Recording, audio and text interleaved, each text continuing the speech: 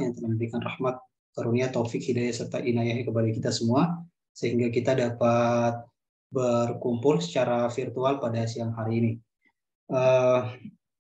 Sekali lagi saya ucapkan terima kasih kepada Media Tama melalui Media Tama Academy yang telah menyelenggarakan kegiatan ini. Pada kesempatan kali ini saya akan mencoba menyampaikan materi tentang penyusunan HSE Plan. Namun sebelum memulai materi, izinkan saya terlebih dahulu untuk memperkenalkan diri. Nama saya Muhammad Fadlil, biasa disapa Amar atau Fadlil. Saya lulusan D3 Teknik Perminyakan, kemudian S1 Teknik Penerbangan. Adapun pengalaman kerja sudah lebih dari 9 perusahaan berbeda yang bergerak di kebanyakan sih di industri migas, khususnya di pengeboran migas.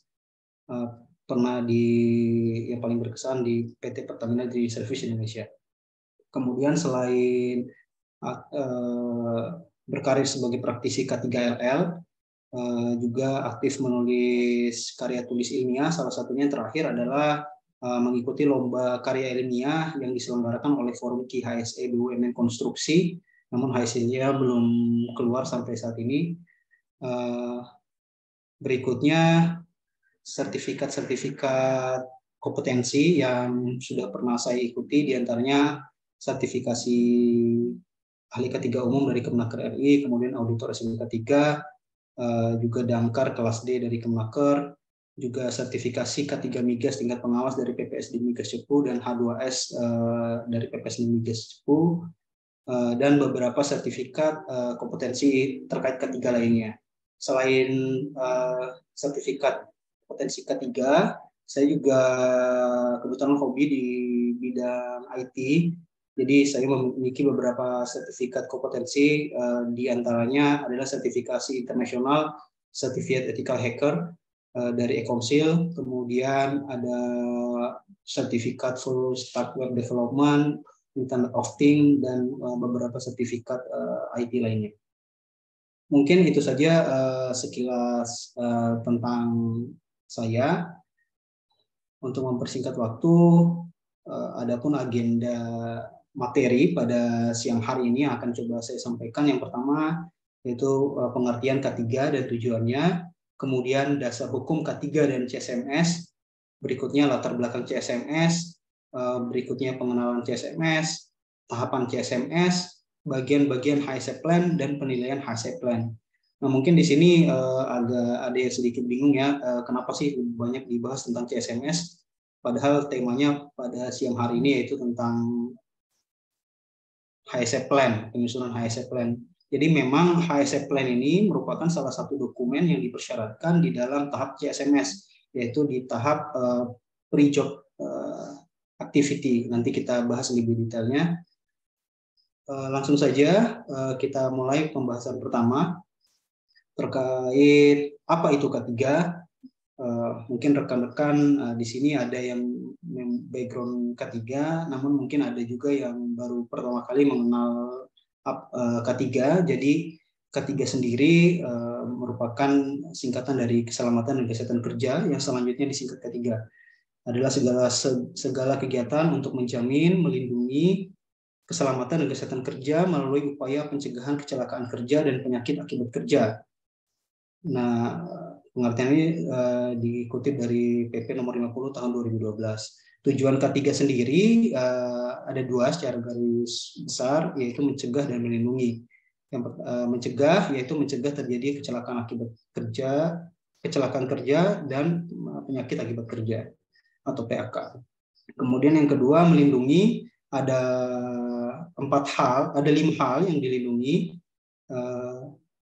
Sumber daya yang dilindungi oleh K3 yang dikenal dengan 4M, 1L. M yang pertama itu manusia, nanti kaitannya terkait rambu-rambu K3, kemudian interval kerja, identifikasi bahaya, safety induction, APD, MCU, dan lain-lain. Kemudian mesin, M yang kedua adalah mesin. kaitannya dengan inspeksi peralatan atau mesin, kemudian kalibrasi dan riksa uji. Kemudian berikutnya material, kaitannya dengan bahan kimia berbahaya, pelabelan bahan kimia maupun MSDS, Material Safety Data Sheet. Kemudian M yang terakhir adalah metode, contohnya yaitu manual handling atau pengangkatan, atau prosedur atau SOP, instruksi kerja, standar, HIRA, dan JSA dan lain-lain. Nah, yang hal terakhir yang dilindungi, tujuan dari ketiga yaitu lingkungan, kaitannya yaitu pengelolaan lingkungan kerja sampai dengan manifestasi limbah B3. Sebagaimana diketahui, sekarang pengelolaan limbah B3, khususnya pembuangan limbah B3 itu sudah melalui sistem yang namanya Vestro-Onik limbah B3 dan Siraja limbah B3 dari KLHK. Berikutnya terkait dasar hukum K3 dan CSMS. Untuk K3 sendiri di Indonesia, peraturan tertinggi terkait yang membahas tentang K3 yaitu diatur dalam Undang-Undang Nomor 1 Tahun 1970 tentang keselamatan kerja, di mana perusahaan bertanggung jawab menjamin keselamatan setiap orang yang berada di tempat kerja, termasuk kontraktor dan pihak lainnya yang berada di tempat kerja. Kemudian di dalam Undang-Undang Nomor 13 Tahun 2003 tentang Ketenagakerjaan di pasal 87-nya disebutkan bahwa setiap perusahaan wajib menerapkan sistem manajemen K3 yang terintegrasi manajemen perusahaan. Nah, kemudian makanya di sini SMK3 itu nanti bisa diintegrasikan dengan sistem manajemen mutu atau sistem manajemen lingkungan atau sistem manajemen lainnya yang diadaptasi oleh perusahaan terkait. Kemudian dasar hukum yang ketiga yaitu Peraturan Pemerintah Nomor 50 Tahun 2012, di mana setiap perusahaan wajib menerapkan SMK3 apabila perusahaan memperkerjakan tenaga kerja lebih dari 100 orang atau kurang dari lebih dari 100 orang atau kurang dari 100 orang tapi memiliki tingkat bahaya risiko bahaya ketiga yang tinggi, maka wajib menerapkan SMK3. Berikutnya, melalui pendekatan ISO 45001, kalau dulu sebelum 2018 dikenal dengan OSHA 18001, CSMS itu merupakan bagian dalam klausel 8.1, 8.4, dan poin 2, Operational Control Contractor. Kemudian dasar hukum lainnya melalui pendekatan PP nomor 50 tahun 2012, audit kriteria diatur di dalam 3.2.1 sampai dengan 3.2.4. Berikutnya CSMS juga diatur di dalam Permen PU nomor 7 tahun 2019 tentang pedoman pengadaan jakon atau jasa kontraktor. Nah, tepatnya di klausel 8.1.4.2 tentang Operational Control Contractors.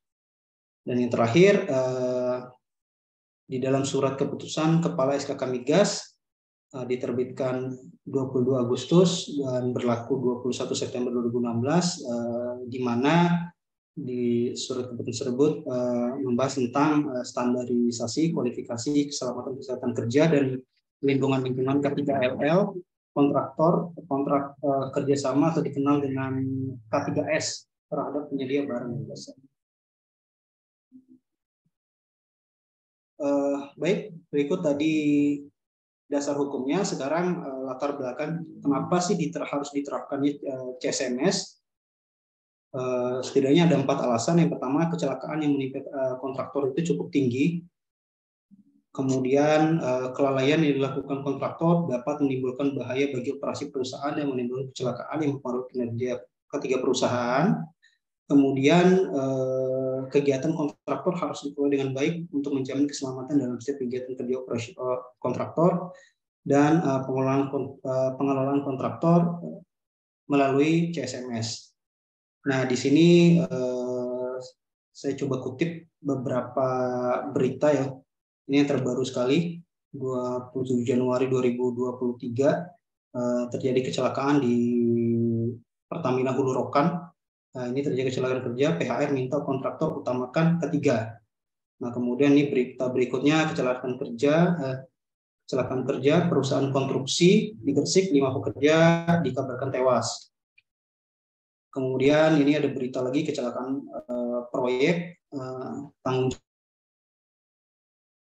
jawab kontraktor. Kemudian marak kecelakaan kontraktor overload pekerjaan. Jadi inilah latar belakang kenapa pentingnya penerapan CSMS khususnya untuk mengelola kontraktor yang akan bekerja di area pekerjaan perusahaan.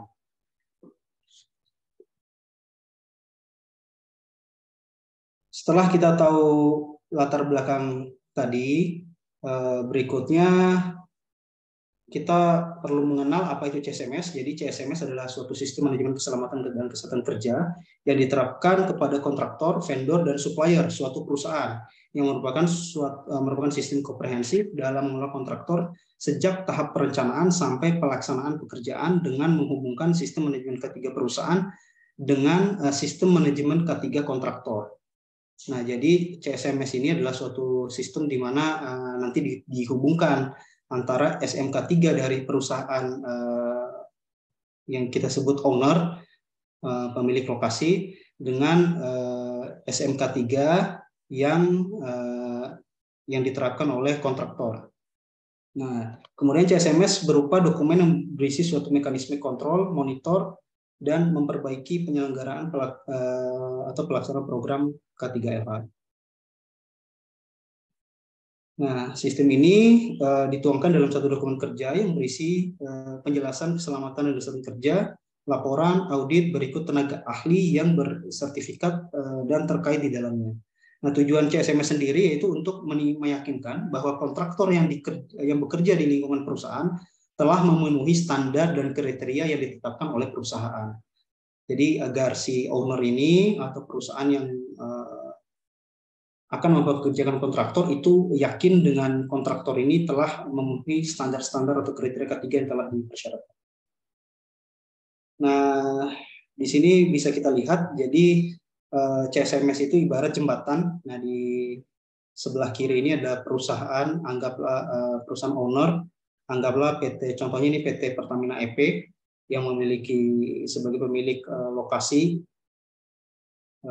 eksplorasi migas misalnya. Kemudian di sini kontraktornya, contohnya di sini PT PDSI, PT Pertamina Drilling Service Indonesia. Nah, CSMS itu berfungsi sebagai jembatan untuk menghubungkan SMK3 yang dari perusahaan owner dengan SMK3 kontraktor. Nah, makanya nanti pada tahap pre-job activity,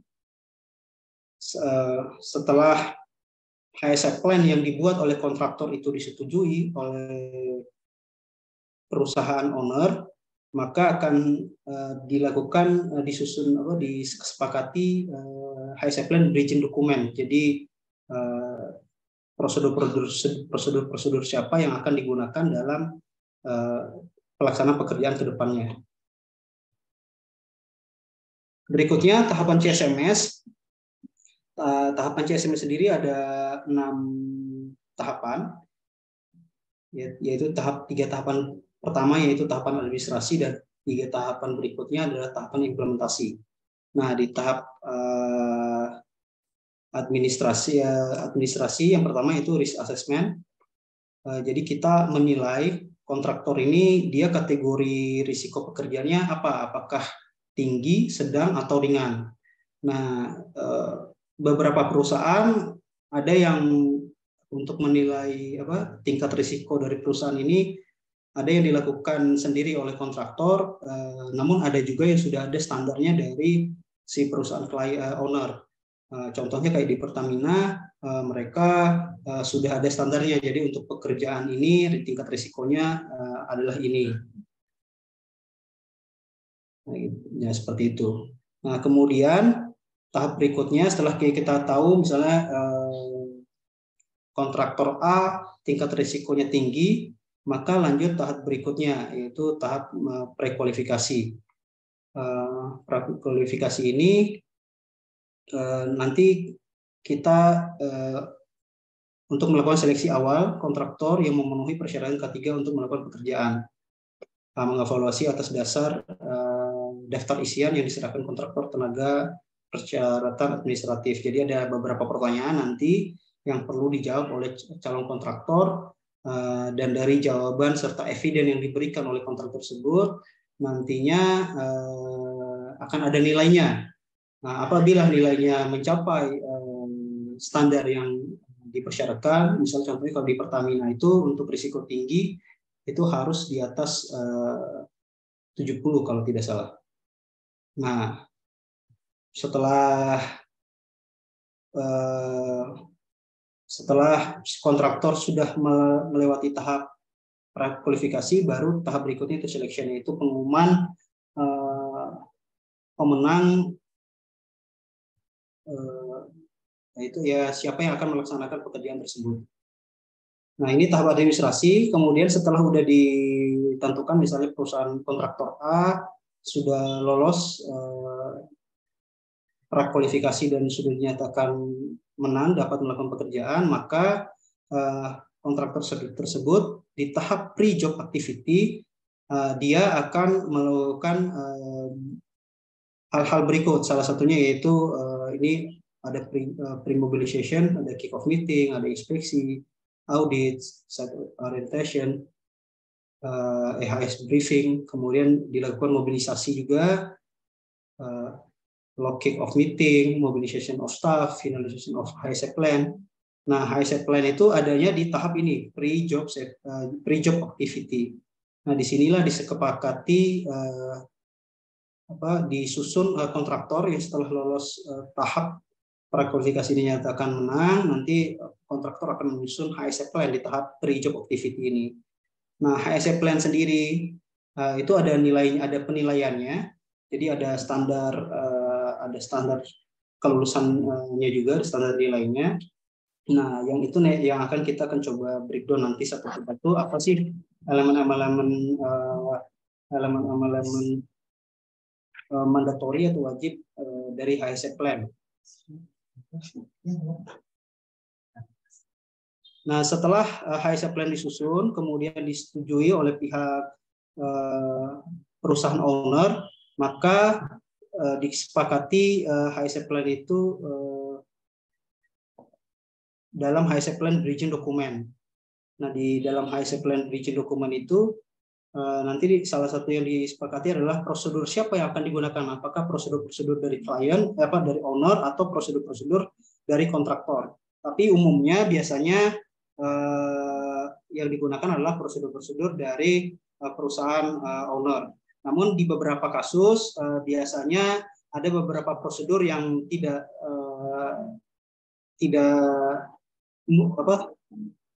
muncul di perusahaan owner, maka namun ada di perusahaan kontraktor, maka prosedur tersebut bisa digunakan nantinya pas pelaksanaan pekerjaan.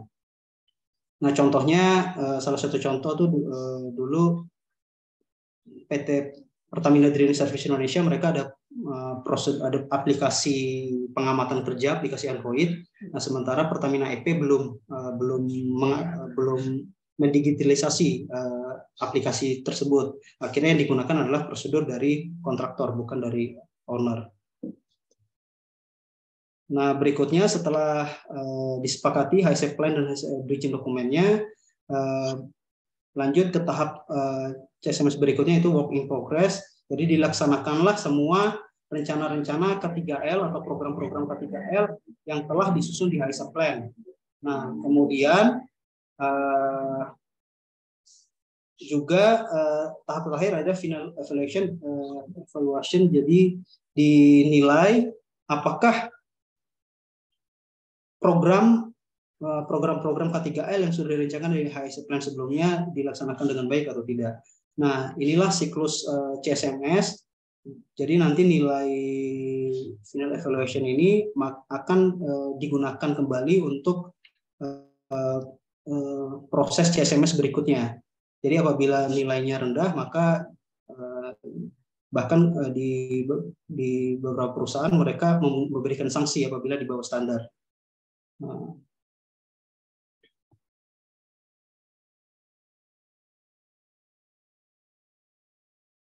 Baik, berikutnya kita coba mulai masuk membahas bagian-bagian HSE Plan. Sebagaimana diketahui, HSE Plan ini tadi di tahap pre-job activity.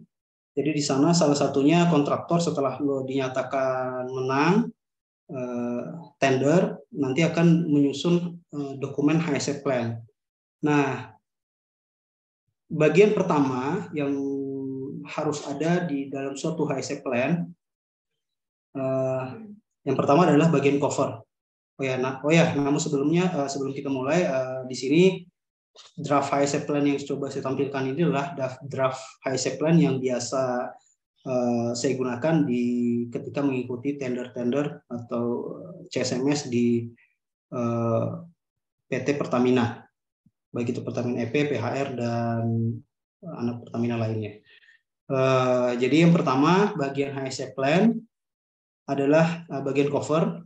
Nah, di bagian cover itu jangan lupa dimunculkan logo perusahaan, owner, kanan kiri, kemudian ada logo kontraktor di kanan atas, kemudian ada nama kontraktornya, kemudian judul pekerjaannya. Jangan lupa pula disiapkan kolom tanda tangan, nama dan tanggal untuk perusahaan owner, dan kolom tanda tangan, nama dan tanggal untuk kontraktor.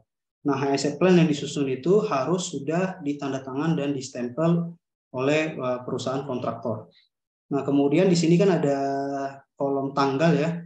Ini maksudnya adalah tanggal terbit HSE Plan ini.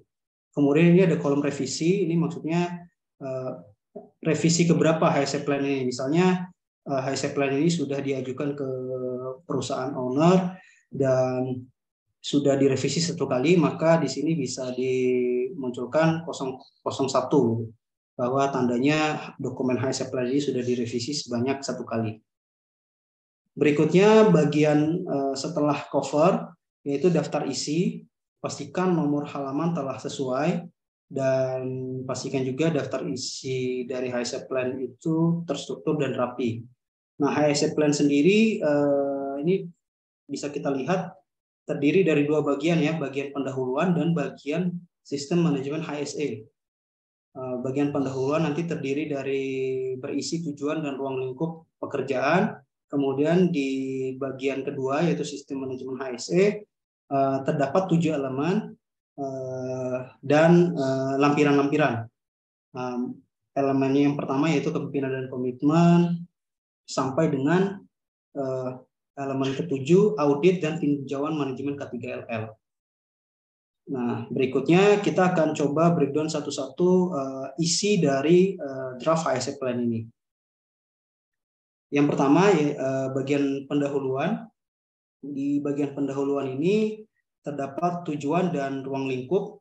Jadi tujuan di bagian tujuan yaitu apa tujuan disusunnya dokumen HSE Plan tersebut. Nah, ini bisa dilihat ya narasinya.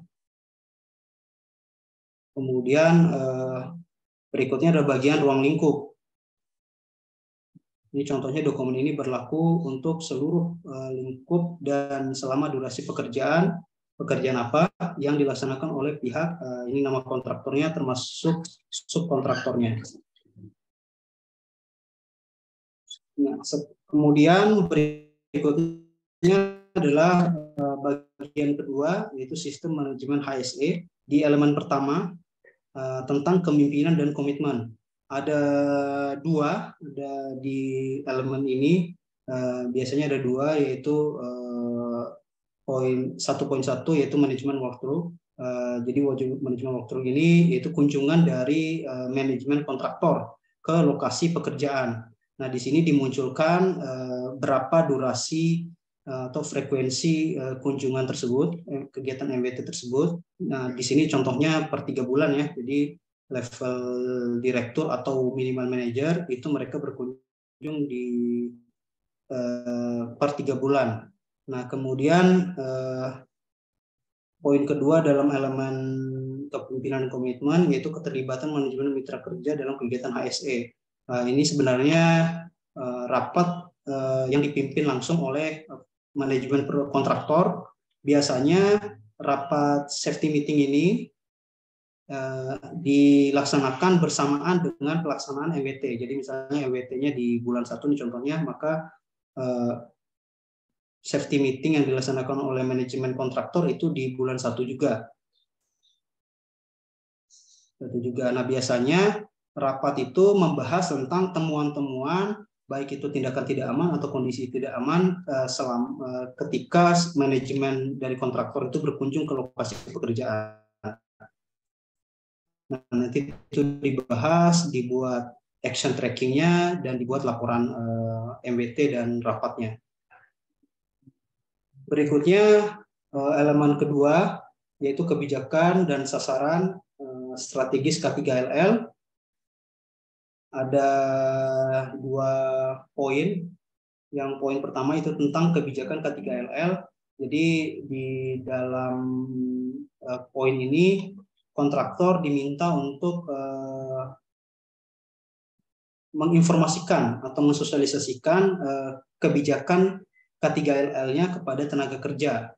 Nah, bisa berupa induksi kebijakan HSE PT kontraktor kepada pekerja dan subkontraktor, kemudian bisa dimuat dalam buku saku kebijakan tersebut, kemudian bisa juga dibuat dalam bentuk poster, kemudian ditempel di lokasi tempat kerja, atau dilakukan sosialisasi misalnya di ketika toolbox meeting, atau minimal 1 kali per 3 bulan. Nah, kemudian bagian kedua di dalam elemen kebijakan dan sasaran strategi K3LL, yaitu berisi lagging indikator dan leading indikator.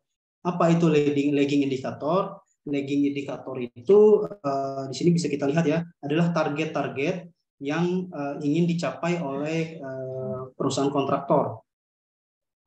Contohnya ini jangka waktu pekerjaan, jumlah pekerjanya, jam kerja selamatnya berapa targetnya, kemudian kilometer driven-nya.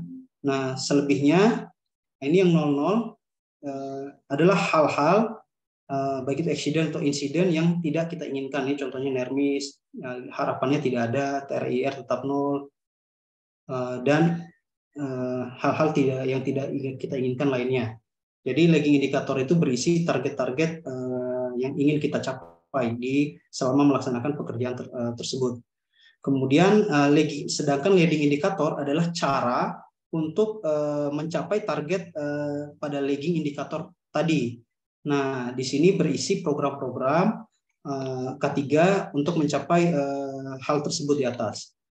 Nah, di sini contohnya ada MWT dilaksanakan setiap 3 bulan sekali. Nah, targetnya ada 4 kali dilaksanakan untuk pekerjaan ini. Ini contoh ya.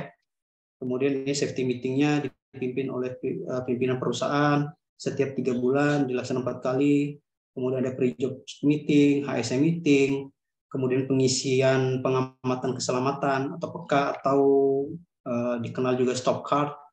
Kemudian penerapan HSE work practice, pelaporan kinerja HSE ini setiap 1 bulan misalnya. Kemudian ada MCU, ada safety induction, ada pelatihan HSE. Ini ada emergency drill juga, ada inspeksi K3L, misalnya contohnya inspeksi HSE sebelum pekerjaan, housekeeping, kemudian inspeksi APAR, inspeksi APD umum dan khusus, peralatan kerja dan kendaraan. Kemudian ini ada pemeriksaan kualitas lingkungan kerja, contohnya kebisingan, pencahayaan, getaran, kemudian ada promosi HSE, ada audit HSE, ini jumlah pekerja yang di rapid test, presentasi declaration form, ini ketika wabah COVID lagi tinggi-tingginya kemarin ya, dan seterusnya. Nah, program-program di dalam leading indikator ini itu dapat disesuaikan dengan aktivitas pekerjaan rekan-rekan nantinya, kontraktor nantinya. Nah, jadi tidak harus semuanya ada, dan juga begitu juga frekuensinya disesuaikan dengan kesanggupan dari kontraktor yang menyusun HSE plan ini. Jadi jangan dipaksakan banyak-banyak, yang terpenting adalah bisa terimplementasi dengan baik. Nah, berikutnya adalah elemen ketiga di dalam HSE plan itu, ada elemen ketiga yaitu organisasi, sumber daya, standar, dan dokumentasi. Nah, di 3.1-nya struktur organisasi dan tanggung jawab. Di sini dimunculkan struktur organisasi kontraktor di lokasi pekerjaan. Ini contohnya ada pimpinan perusahaan, ada project manager, ada safety officer-nya, kemudian ini ada pelaksana 1, pelaksana 2. Nah, yang perlu diperhatikan adalah ketika menyusun HSE plan, pastikan nama-nama yang ada di dalam struktur organisasi itu sudah harus terisi. Jadi jangan biarkan kosong seperti ini. Jadi sudah harus ada nama orangnya, tenaga kerja. Nah, nanti dihubungkan dengan jabatan di perusahaan owner.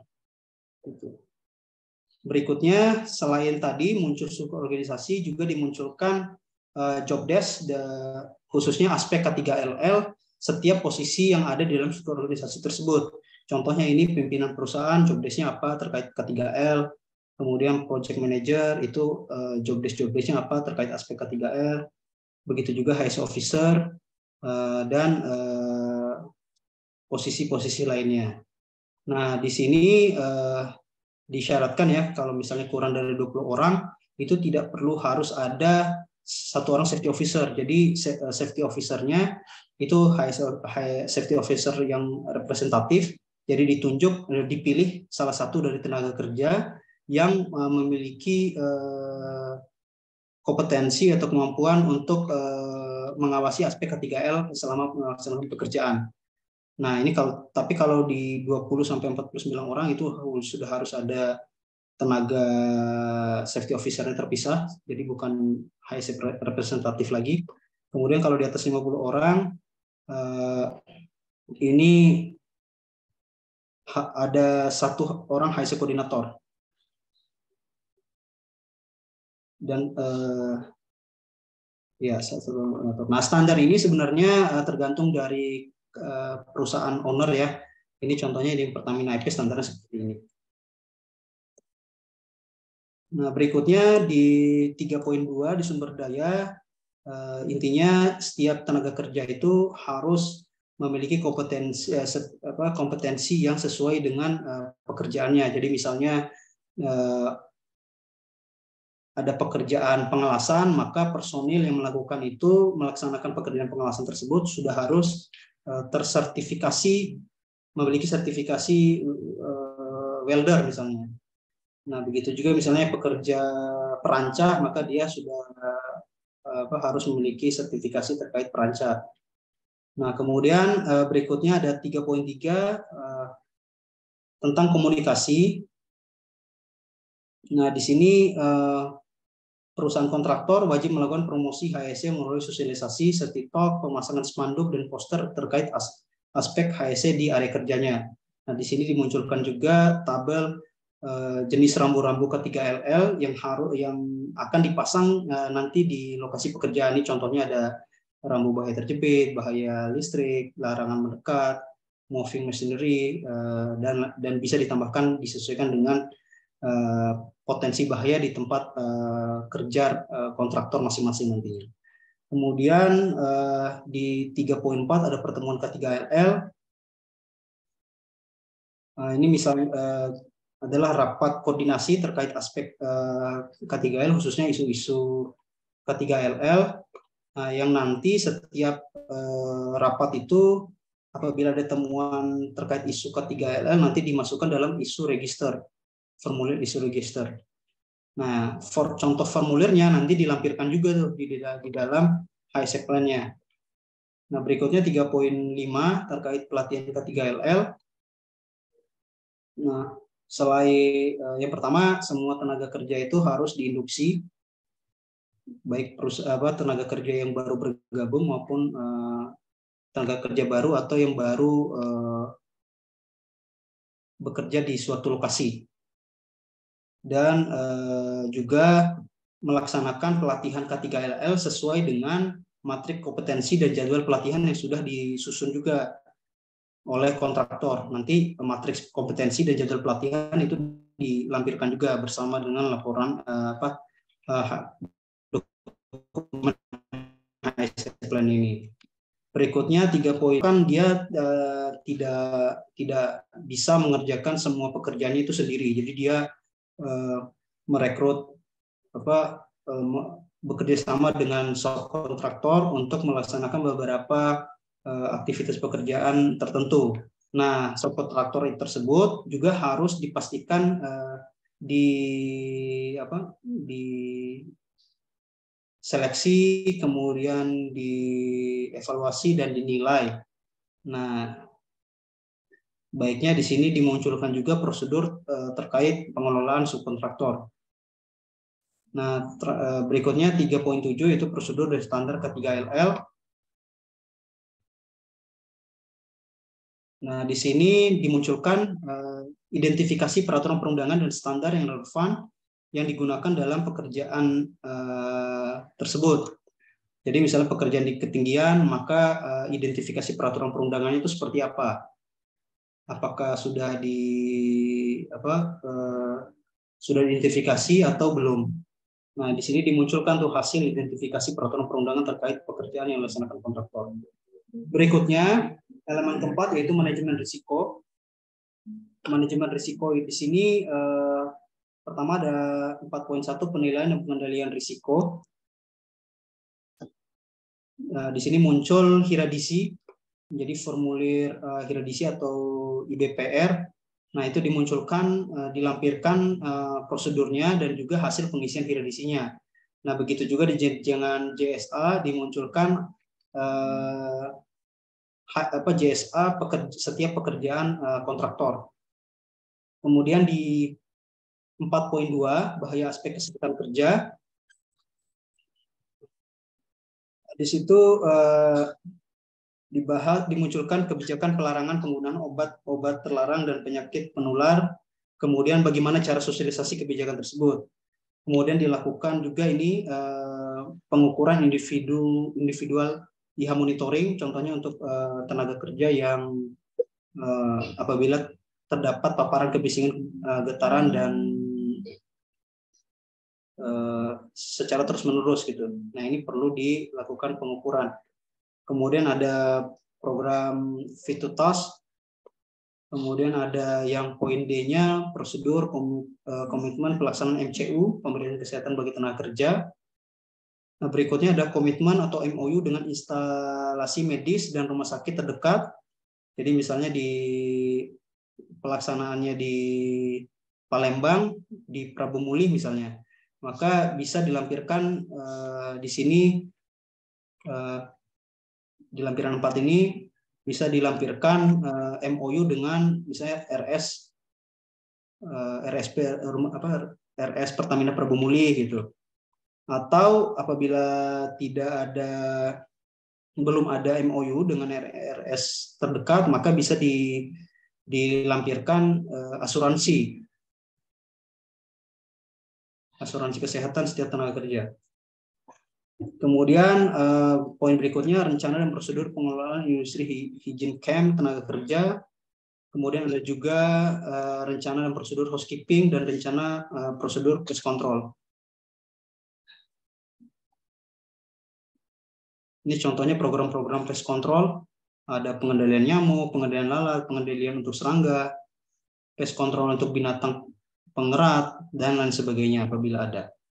Kemudian yang poin I-nya rencana dan prosedur pengujian air bersih, kemudian ada prosedur pengolahan catering, rencana dan prosedur sampling air minum, rencana dan prosedur sampling makanan, rencana dan prosedur seleksi penyedia jasa catering, kemudian ada prosedur manual handling, kemudian ada rencana dan prosedur pengukuran lingkungan kerja.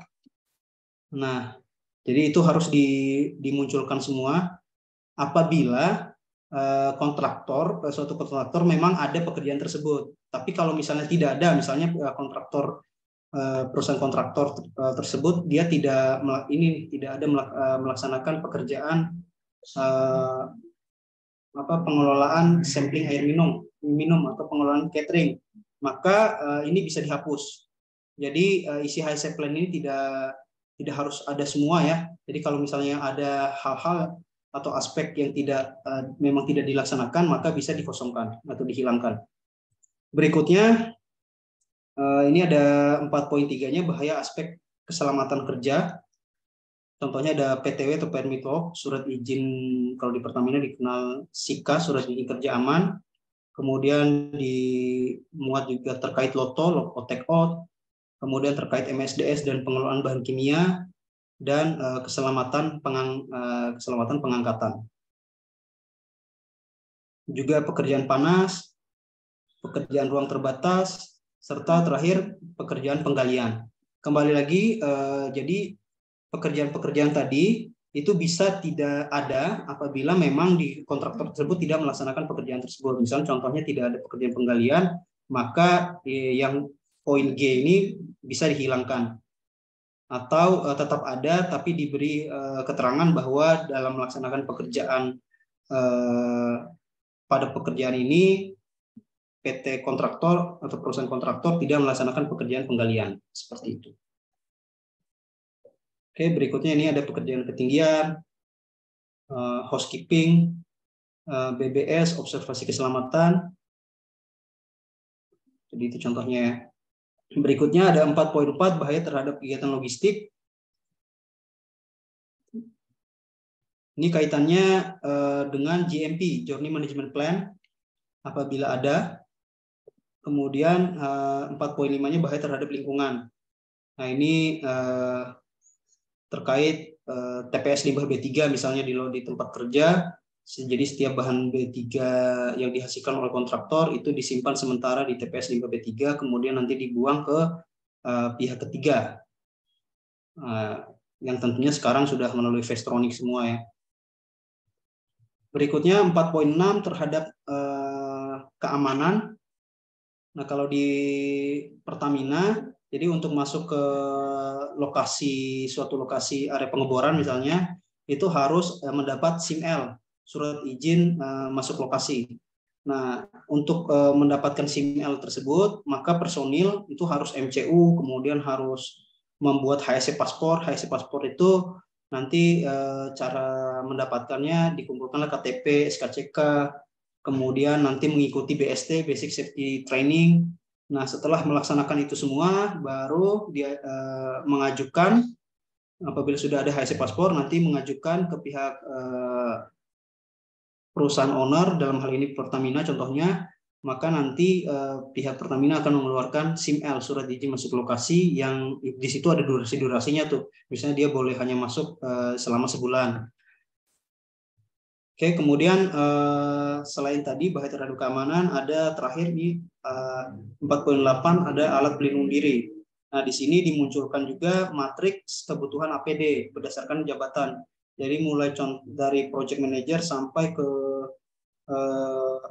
helper misalnya, itu di APD apa aja yang mereka butuhkan. Nah, dan berapa jumlahnya. Oke, kemudian berikutnya elemen kelima yaitu perencanaan dan prosedur. Nah, di sini ada 4 poin. Poin pertama itu manual operasi.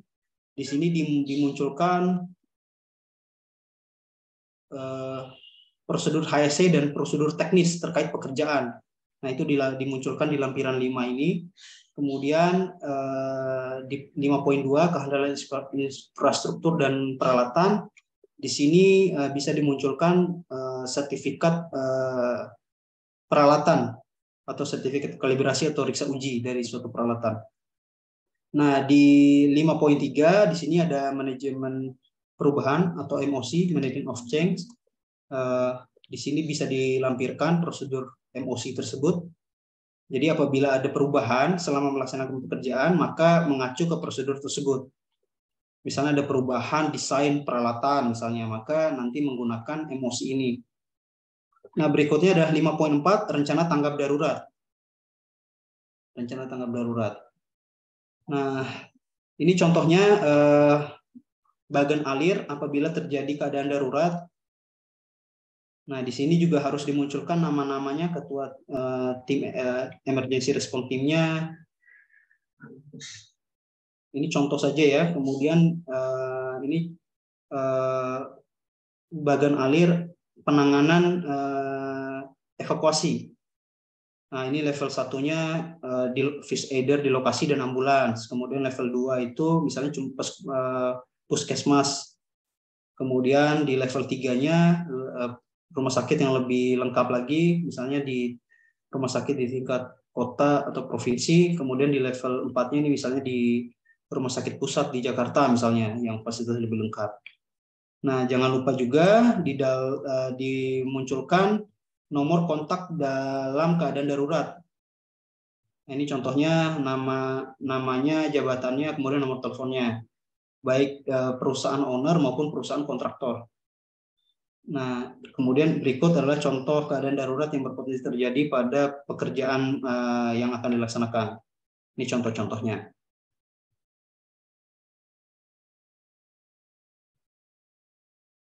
Nah, kemudian selain tadi ada bagan alir, juga ada tim penanggulangan keadaan darurat atau ERT, Emergency Response Team, yang harus dibentuk oleh PT kontraktor, perusahaan kontraktor. Nah, misalnya ada fire team-nya, rescue team-nya, atau rescue team, dan sebagainya. Kemudian dimunculkan juga tabel peralatan penanggulangan keadaan darurat, contoh seperti ini. Ini ada APAR, berapa unit, kemudian EWOS, kotak P3K, tandu, SCBA, oil absorbent, dan lain sebagainya. Nah, kemudian ini jadwal emergency drill. Jadi misalnya simulasi tanggap darurat kebakaran itu di bulan berapa, kemudian Medivac di berapa, yang simulasi emergency COVID di bulan berapa, misalnya H2S atau di bulan berapa, jadi dimunculkan dalam bentuk tabel seperti ini. Nah, berikutnya elemen ke-6, kedua sebelum terakhir, adalah elemen implementasi dan pemantauan kinerja K3LL. Di sini ada 4 poin. Poin pertama yaitu evaluasi implementasi SMK 3LL.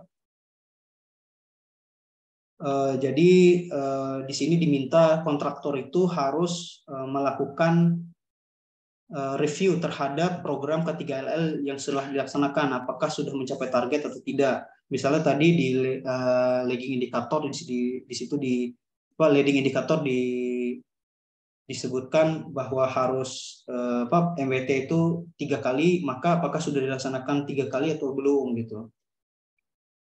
Nah, kemudian di 6.2 prosedur pemantauan pencapaian kinerja dan pencapaian leading dan lagging indikator.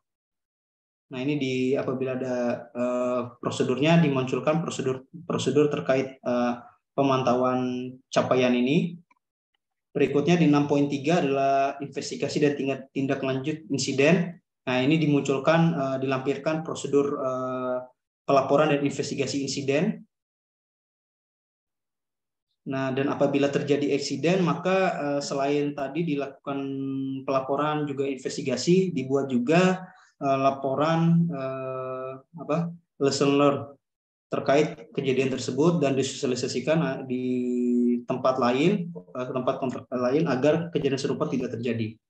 Kemudian berikutnya 4.6 ini pencegahan penanganan COVID, dimunculkan juga di dalam HISEP plan, bisa dimuat di dalam 6.4 pencegahan dan penanganan COVID-19. Terakhir yaitu elemen ke-7 tentang audit dan tinjauan manajemen K3LL.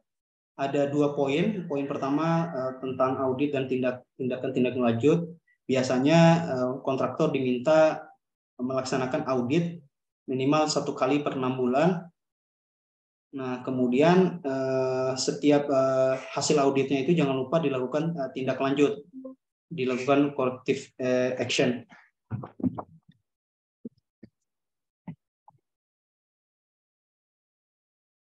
Nah, kemudian dilaksanakan pinjauan manajemen K3L proyek. Nah, untuk membahas salah satunya adalah ini hasil audit dan tindak lanjutnya. Nah, terakhir baru lampiran. Nah, lampiran-lampiran ini nanti nanti dilampirkan, misalnya kayak contoh tadi kan di poin 4 paling banyak tentang APD misalnya, nanti dilampirkan matriks kebutuhan APD dan lain sebagainya. Nah, berikutnya terkait penilaian HSE Plan. Nah, ini contoh formulir penilaian HSE Plan. Jadi setelah disusun tadi, HSE Plan-nya itu akan dinilai apakah sudah memuat semua hal-hal yang dipersyaratkan atau tidak. Nah, yang muncul di layar sendiri ini adalah formulir penilaian berjalan. Sebenarnya ini di tahap work in progress. Jadi ketika sekitar 40 sampai 50 pekerjaan sudah selesai, maka dilakukan penilaian ini. Work in progress.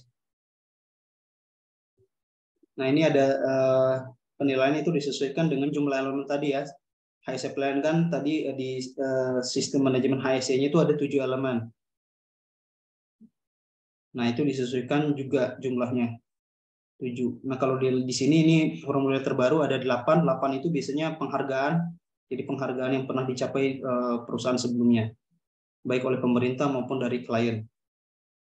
Nah, kemudian untuk kriteria penilaiannya berikut. Jadi contohnya untuk elemen 1 itu untuk mendapatkan nilai, jadi ada nilai 0, 3, 6, dan 10. Nah, untuk mendapatkan nilai 10 itu dia harus apa saja. Nah, ini berikut kriteria penilaiannya. Nah, untuk elemen 2, ini contohnya, untuk mendapatkan nilai 10 itu apa yang harus dilakukan atau dilaksanakan.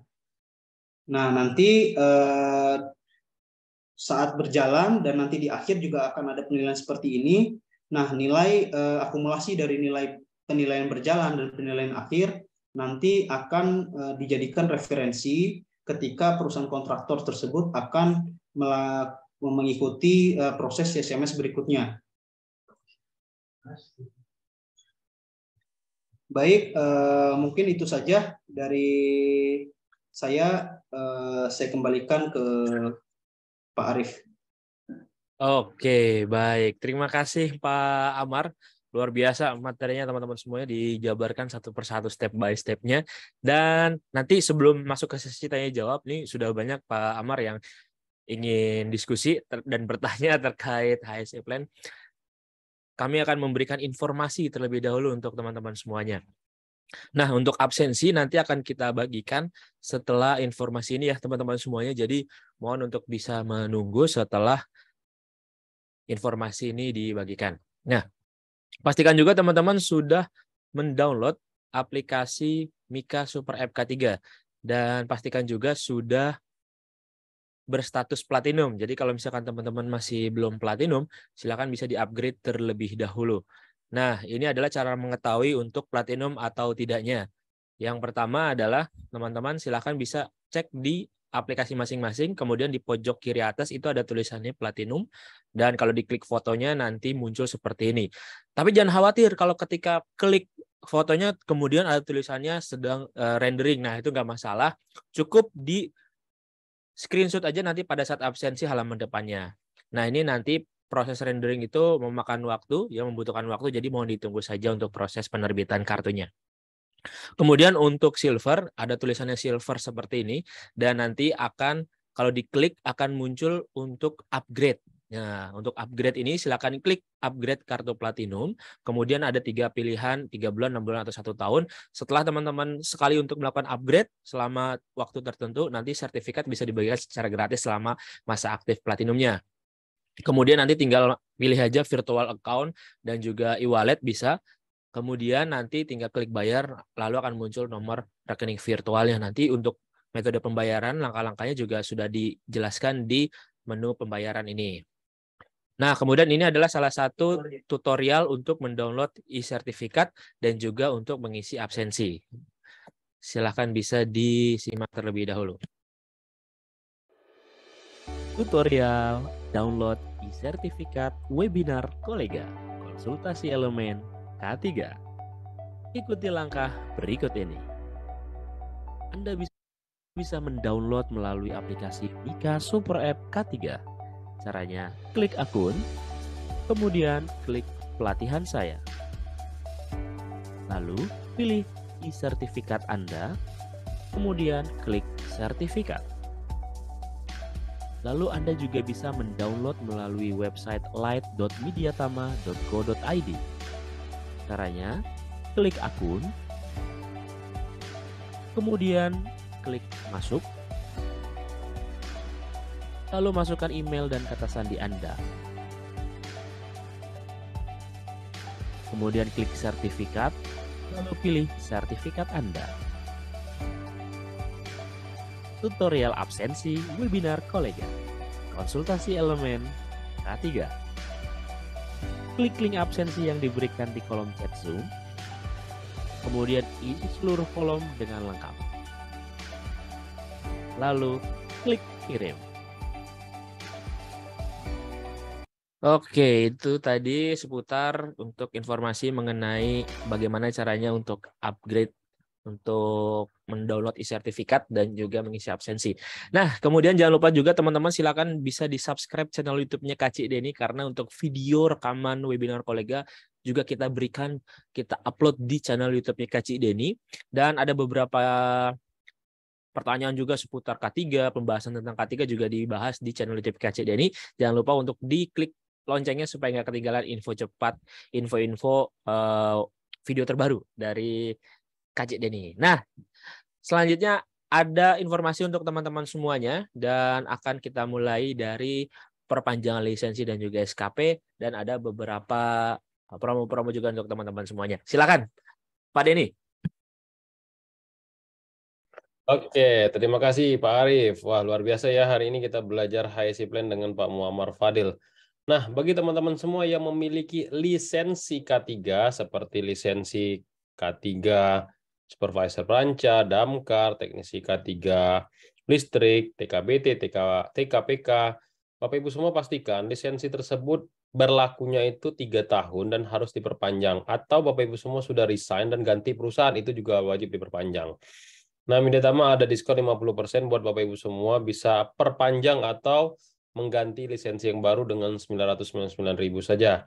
Termasuk Bapak Ibu semua yang punya SKP ahli K3 umum atau ahli K3 listrik, ya, kita bisa bantu juga nih buat Bapak Ibu semua untuk mendapatkan SKP terbarunya ya dengan nilai harganya 1499. Jadi bisa diakses nanti melalui teman k3.id.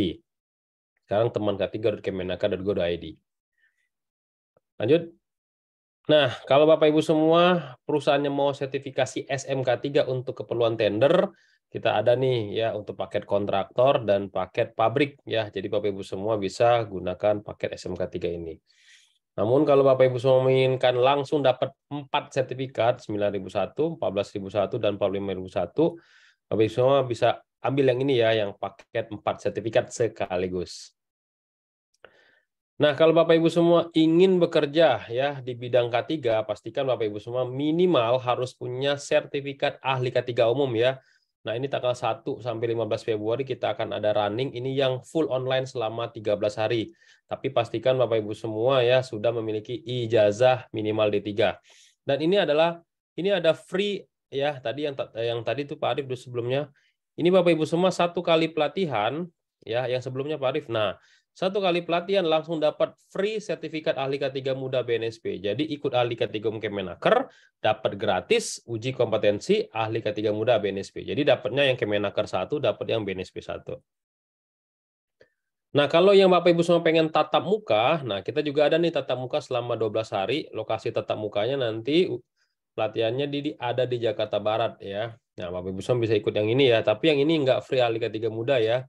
Tapi pelatihannya 12 hari tatap muka. Jadi langsung bisa berkonsultasi langsung kepada para instrukturnya. Jadi katanya ada yang lebih nyaman langsung tatap muka, Pak. Nah, ini kita sediakan yang tatap mukanya ya. Silakan dipilih yang mana. Oke, lanjut. Nah, kalau misalkan Bapak Ibu semua pendidikannya SMA, SMK, nah kan nggak bisa ikut yang Kemenaker kan? Bisa juga ikut yang ahli K3 muda BNSP. Ini juga bisa mengcover buat teman-teman ingin kerja di bidang K3. Tapi kalau nggak ada uang, nah khusus ahli K3 muda BNSP ini ada cicilan 0%. Ya, cukup membayar untuk pendaftaran registrasi 500.000, sisanya dicicil selama 10 kali. Oke, lanjut. Pak Arief. Nah, oke, masuk ke slide show. Nah, Kalau Bapak Ibu semua sudah punya sertifikat ahli K3 umum, lanjutkan lagi ke auditor SMK 3. Ya. Halo Pak Arif. Nah, kalau Bapak Ibu semua ikut auditor SMK 3 ini pendidikannya minimal D3 dan sudah ikut ahli K3 umum. Pak Arif, layarnya enggak seperti auditor. Ditutup dulu, stop share screen, nyalain lagi. Oke. Nah, ini Bapak Ibu semua bisa ikut yang 6 hari ya, pelatihan auditor SMK 3. Ini bagian dari kelebihan dari Media Tama. Atau kelebihan dari Bapak Ibu semua nanti kalau ditanya pada saat interview. Nah, kalau pendidikannya SMA, Bapak Ibu semua bisa ikut yang teknisi K3 listrik juga ya. Nah, ini bagi Bapak Ibu semua yang kerjanya di bidang kelistrikan, seperti kerja di kontraktor PLN ya. Ini juga ada prakteknya. Lalu kalau misalkan pendidikan Bapak Ibu semua D3 bisa ikut yang tatap muka selama 18 hari. Nah, ini juga seru ya pelatihannya nanti tatap muka. Yang ngajar pun dari berbagai perguruan tinggi seperti ITB, PNJ, UI, dan lain sebagainya, para dosen-dosen dan praktisi. Kalau misalkan Bapak Ibu semua pengen kerja di sektor konstruksi, nah ini IKN lagi membangun nih, Bapak Ibu semua harus punya Certified K3 Konstruksi. Ini juga full online selama 6 hari. Pak Arif, oke. Nah, kalau kita mengawasi dan merencanakan ya sebuah peranca, kita juga harus punya yang namanya Certified Supervisor Peranca. Tapi kalau kita hanya memasang dan membongkar peranca, cukup yang teknisi K3 peranca. Dan ini semua ada prakteknya ya. Nah, kalau Bapak Ibu semua tergabung di dalam tim petugas tanggap darurat, nah harus minimal punya Certified Petugas Peran Kebakaran. Termasuk Bapak Ibu semua sudah punya ahli K3 umum. Nah, ini ditambah lagi nih kelebihannya ya. Termasuk juga ada petugas P3K dan ini juga ada prakteknya ya. Arif, lanjut. Nah, kalau Bapak Ibu semua kerjanya di ketinggian, nah ketinggiannya kalau misalkan di ketinggiannya masih di atas atau masih berjalan di atas peranca, nah Bapak Ibu semua ikut yang TKBT 2. Tapi kalau Bapak Ibu semua bekerjanya sudah bergelantungan dengan akses tali, ya, nah, itu Bapak Ibu semua harus punya TKPK 1. Kalau kita punya forklift, nah ini juga harus punya certified ya dan lisensi operator forklift. Nah, ini juga banyak sekali yang memasukkan lisensi ini. Di kita bisa Bapak Ibu semua bisa prakteknya nanti di pabriknya masing-masing, tidak perlu nanti datang ke sini ya. Jadi online, nah, blended training tapi prakteknya juga online. Oke. Nah, kalau kita mau kerja di sektor pertambangan, ya khususnya migas, nah ada namanya sertifikat Tibosiet. Nah, ini teman-teman bisa ikut di sini. Nanti ada prakteknya Basic Sea Survivor, Basic Firefighting, Basic First Aid, dan HUET ya, Helicopter Under Escape Training. Nah, ini juga kalau misalkan Bapak Ibu semua seorang paramedis atau dokter, biasanya perusahaan itu harus ada akreditasi ya. Nah, ini ada sertifikat dari K3 Rumah Sakit dari Kemenaker, dan ini bonusnya adalah sertifikat paramedis K3 muda, BNSP. Jadi satu kali pelatihan dapat yang versi Kemenaker, dapat juga versi yang BNSP. Ya, jadi Bapak Ibu semua bisa ikut ini. Tapi kalau hanya butuh yang BNSP aja, nah ini kita juga ada nih ya, yang untuk BNSP aja. Tapi nanti uji kompetensinya nanti wajib tatap muka datang ke tempat kita di Jakarta Barat. Nah, ini juga akan kita buka kelas perdana kita di bulan Februari, Confined Space ya. Jadi kalau kita kerja di Confined Space ya, ini ada levelnya 2, Madya dan Utama. Nah, teman-teman bisa ikut di sini, nanti langsung ada prakteknya juga ya, CSU dan CSM. Arif, fokus di sini dulu. Oke. Nah, untuk ATK, Bapak Ibu semua bisa juga nanti akan terima ATK ya, kalau misalkan online kita akan kirim ya Bapak Ibu semua ya melalui Tiki. Tapi misalkan ada prakteknya, nanti semua ATK ini kita akan berikan sesuai dengan bidangnya, itu secara tatap muka nanti diserahkan secara langsung. Next. Oke, silakan Pak Arif dilanjutin.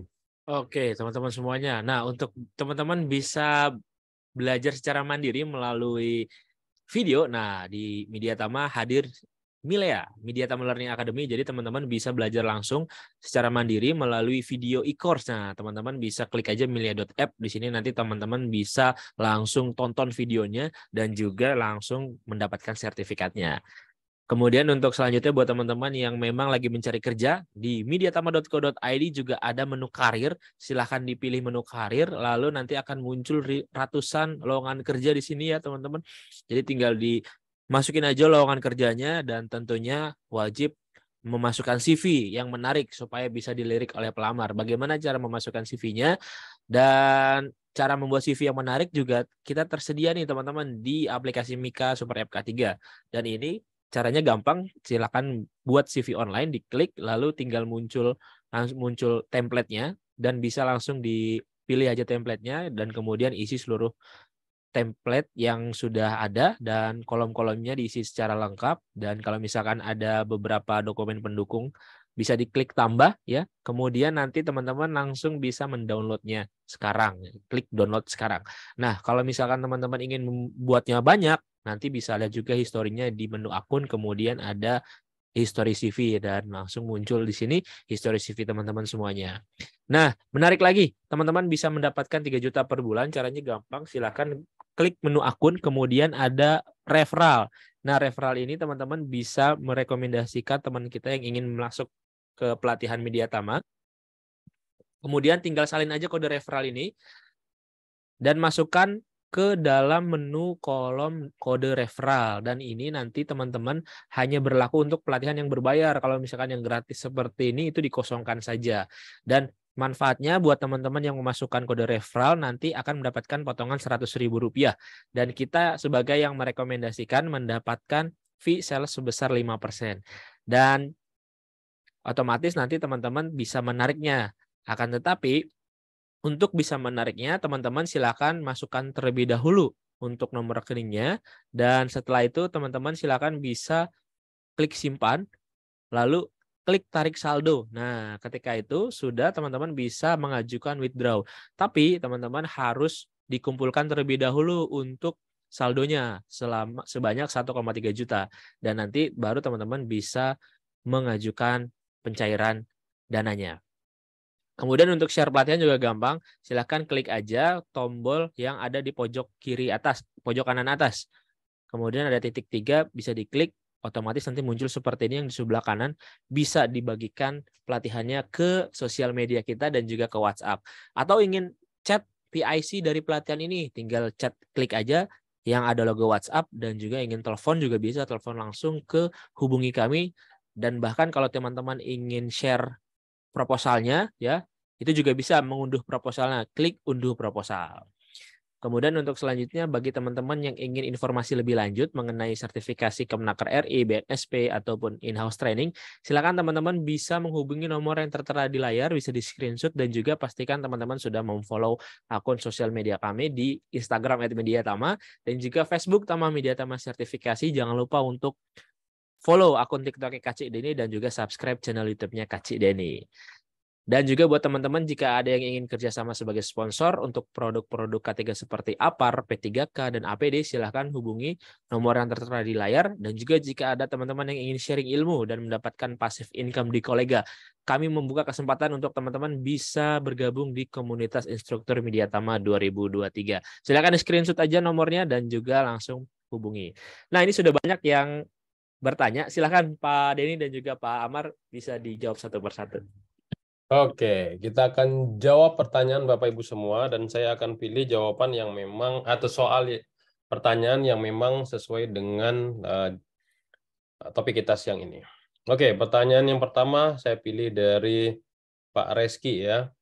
Pak Reski ini bertanya, Pak Muammar, kalau misalkan ya CSMS jika kontraktor tersebut merupakan kontraktor asing bukan lokal. Nah, itu seperti apa itu? Misalkan kita kerjanya itu di perusahaan asing ya, ataupun kita yang perusahaan asing mau kerja di perusahaan lokal. Silakan Pak Muammar. Baik Pak, terima kasih atas pertanyaannya. Saya izin menjawab. Yang pertama, apabila ada perusahaan asing Pak ya ingin mengikuti tender atau CSMS di perusahaan lokal itu seperti apa. Nah, sepengalaman saya kebetulan di industri migas juga kan salah satu kontraktornya itu ada perusahaan asing, contohnya saya sebut saja namanya Halliburton, kemudian Selam Bersih dan sebagainya.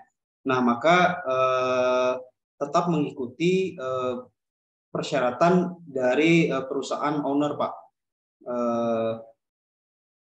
Misalnya apabila persyaratan ownernya seperti tadi harus ada tahap risk assessment dulu, kemudian prakualifikasi, kemudian ada selection, kemudian ada pre-job activity, work in progress, dan dan final evaluation. Nah, jadi sepengalaman saya semuanya untuk khususnya kontraktor asing itu tetap mengikuti standar atau persyaratan yang disyaratkan oleh perusahaan owner. Begitu, Pak.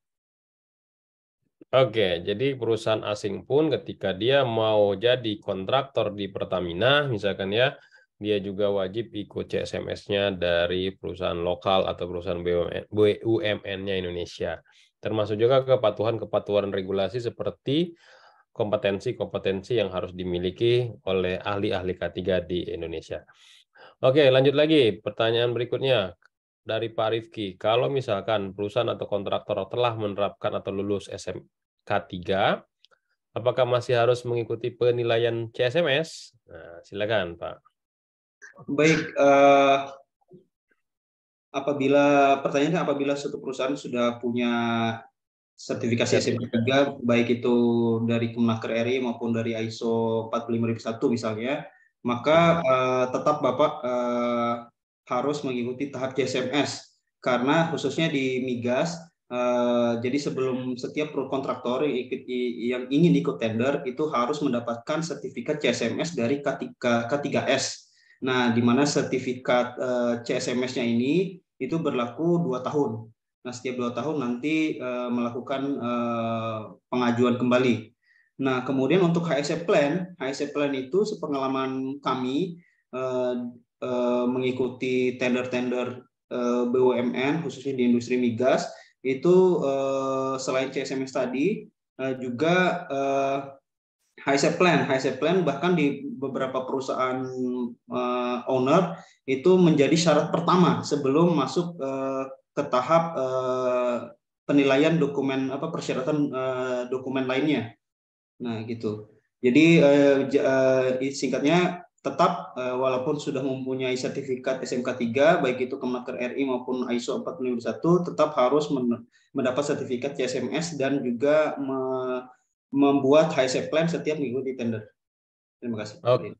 Jadi penilaiannya berbeda tujuannya ya. Kalau SMK3 atau ISO 45001 penilaian untuk memastikan implementasi sistem manajemen berjalan atau tidak di perusahaan. Tapi kalau CSMS memastikan K3 yang dimiliki oleh perusahaan itu berjalan atau tidak, sehingga layak nggak untuk jadi kontraktor atau subkonnya dari sebuah perusahaan itu.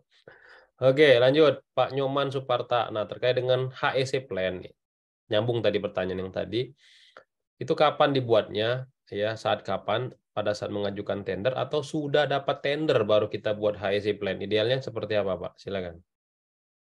Baik, idealnya yang paling banyak saya jumpai sebagai pribadi yaitu ketika akan mengikuti tender.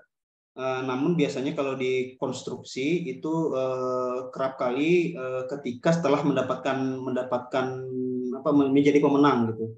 Nah, cuma yang paling sejauh ini yang paling banyak saya jumpai ketika awal mengikuti tender itu sudah menjadi salah satu syarat HSE Plan itu menjadi satu syarat seleksi gitu, penilaian. Baik, seperti itu. Jadi ya jawabannya ya Bapak Ibu semua ya. Lanjut ya. Pertanyaan berikutnya dari Pak Hermawan Bayu Aji. Nah, template HSE Plan ini apakah sama dan bisa digunakan untuk setiap bidang pekerjaan atau fungsi kerja tertentu seperti di area rumah sakit atau gedung perkantoran? Nah, jadi misalkan kita udah pakai HSE Plan untuk proyek gedung misalkan, terus kita pakai lagi untuk proyek rumah sakit kayak gitu. Untuk HSE Plan yang sama, itu boleh nggak yang kayak gitu Pak template-nya? Silakan Pak. Baik, terima kasih pertanyaannya. Bagus sekali. Jadi memang template HSE plan itu sebenarnya diserahkan sepenuhnya kepada perusahaan kontraktor. Cuma yang tadi saya tampilkan itu adalah draft HSE plan yang ideal digunakan di jasa pengeboran migas. Nah, namun walaupun digunakan di pekerjaan pengeboran migas, saya rasa khususnya untuk pekerjaan konstruksi itu masih relevan. Dan apabila ada aktivitas pekerjaan yang kayak contoh tadi ada pekerjaan penggalian, tapi di perusahaan kontraktor rekan-rekan semua, bapak-bapak ibu semua tidak ada pekerjaan tersebut, maka poin tersebut bisa dihilangkan. Nah, begitu juga apabila di dalam draft tadi tidak ada hal yang belum termuat, maka bisa ditambahkan. Nah, jadi secara umum sih HSE plan itu diserahkan sepenuhnya kepada kontraktor atau perusahaan masing-masing. Oke, gitu ya Pak Hermawan ya. Jadi template-nya kita boleh standarkan sendiri di internal perusahaan dan boleh dipakai lagi untuk HSE plan di proyek yang lain, namun harus disesuaikan dengan BOQ atau pekerjaan yang ada di tempat tersebut. Oke, lanjut lagi. Pak Nyoman Suparta bertanya, siapa yang menilai HSE plan itu? Ya, silakan Pak. Baik, HSE plan biasanya dinilai oleh HSE perusahaan owner minimal setingkat supervisor paling minimal sepengalaman saya selama ini. Nah, begitu juga untuk penilaian berjalan maupun penilaian akhirnya, karena di tingkat supervisor atau assistant manager lah yang punya wewenang untuk menyatakan apakah program-program dalam HSE plan tersebut telah dilaksanakan dengan baik atau tidak. Sepengalaman saya sih seperti itu. Oke, jadi HSE yang ownernya yang melakukan penilaian ya, layak atau tidak. Nah, ngomongin soal layak atau tidak, kira-kira menurut Pak Ilham Sani bertanya, ketika HSE plan udah di-approve, lalu apakah bisa dapat direvisi kembali ya pada saat proyek berjalan, Pak? Silakan. Baik, sangat bisa sekali Pak untuk direvisi. Kebetulan kami pribadi pun pernah beberapa kali HSE plan itu direvisi, terutama yang yang aspek yang waktu ada aturan dari pemerintah terkait PPKM. Nah, itu kan ada beberapa aturan yang berubah-berubah setiap waktunya. Nah, yang harus dimuat juga di dalam HSE plan. Nah, itu kayak contoh karantina, ada proyek di Papua, itu di pekan sebelumnya atau di bulan sebelumnya dipersyaratkan karantina cukup 3 kali. Tapi setelah beberapa bulan kemudian ada perubahan dari peraturan perusahaan owner bahwa karantina harus 5 hari. Nah, hal-hal seperti itu kadang dilakukan revisi. Begitu pula apabila misalnya kita sedikit lagi belum untuk mencapai syarat kelulusan gitu untuk penilaian HSE plan, maka kadang HSE dari perusahaan owner itu memberikan kesempatan untuk dilakukan revisi. Oke, jadi sangat memungkinkan sekali untuk melakukan revisi ya setelah di-approve atau setelah memenangkan tender atau proyek atau tender ya terlelang. Oke, lanjut lagi ke pertanyaan berikutnya. Ya. Oke, apakah hasil dari HSE plan atau CSMS itu dilaporkan ke laporan K3 atau P2K3 ke Kemenaker, Pak? Pak Daniel bertanya.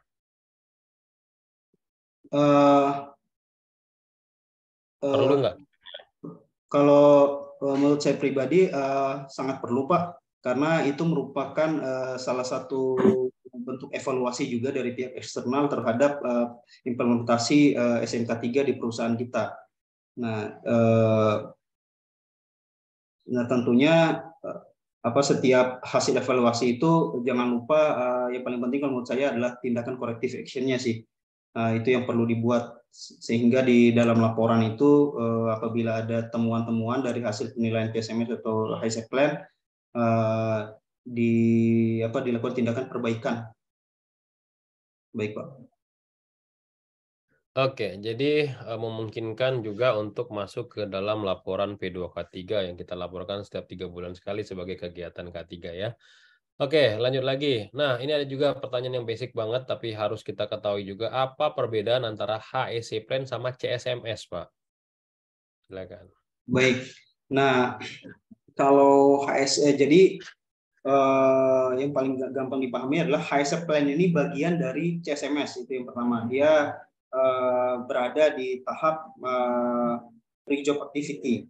Kemudian CSMS ini dia cenderung lebih umum jangkauannya, jadi tidak hanya satu proyek tertentu. Nah, sedangkan HSE Plan ini dia per proyek, biasanya disusun dan dilaksanakan dan dinilai itu per proyek pekerjaan. Nah, sementara CSMS ini dia hampir mirip kalau menurut saya seperti SMK 3. Jadi lebih general dia dalam melakukan menilai implementasi SMK K3 di perusahaan. Oke, jadi gitu ya teman-teman ya, HEC Plan itu bagian dari CSMS. CSMS digunakan untuk menseleksi vendor, kontraktor, atau subkon yang akan bekerja di perusahaan atau di tempat kerja tertentu ya, yang memang berisiko tinggi. Biasanya seperti itu. Nanti akan ada levelnya, low risk, medium risk, atau high risk, tergantung dari sistem yang diberikan oleh si owner ya. Oke, lanjut. Pak Jayadi Said, mirip-mirip juga pertanyaannya ya. Siapakah yang membuat CSMS ataupun HEC Plan, Pak? Idealnya di perusahaan itu siapa? Silakan, Pak. Baik, yang membuat HSE Plan, yang mengisi CSMS atau HSE Plan itu tentunya personil K3L, baik itu ahli K3 umum di perusahaan atau pokoknya ada di departemen HSE gitu, Pak.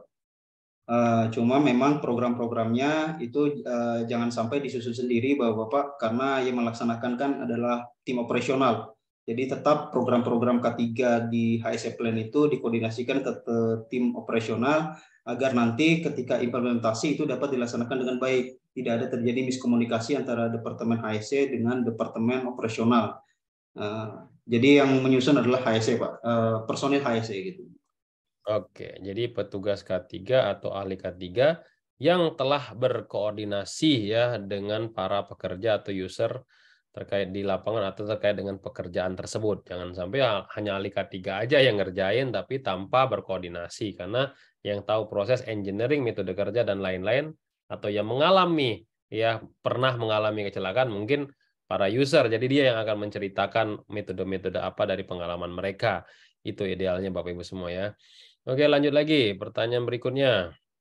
Ada juga yang bertanya, Pak, ya apa beda JSA, Pak, sama HIRAK? Wah, ini mirip-mirip ya. Silakan, Pak. Tadi HEC Plan sama CSMS, sekarang JSA sama HIRAK atau Hiradisi. Silakan, Pak. Apakah masuk juga ke dalam HEC Plan atau gimana? Silakan. Baik, untuk Hiradisi dan JSA itu biasanya harus dilampirkan juga di dalam HSE Plan. Nah, perbedaannya sendiri, kalau Hiradisi itu dia lebih general, aktivitas pekerjaannya, sedangkan JSA itu lebih spesifik per pekerjaan.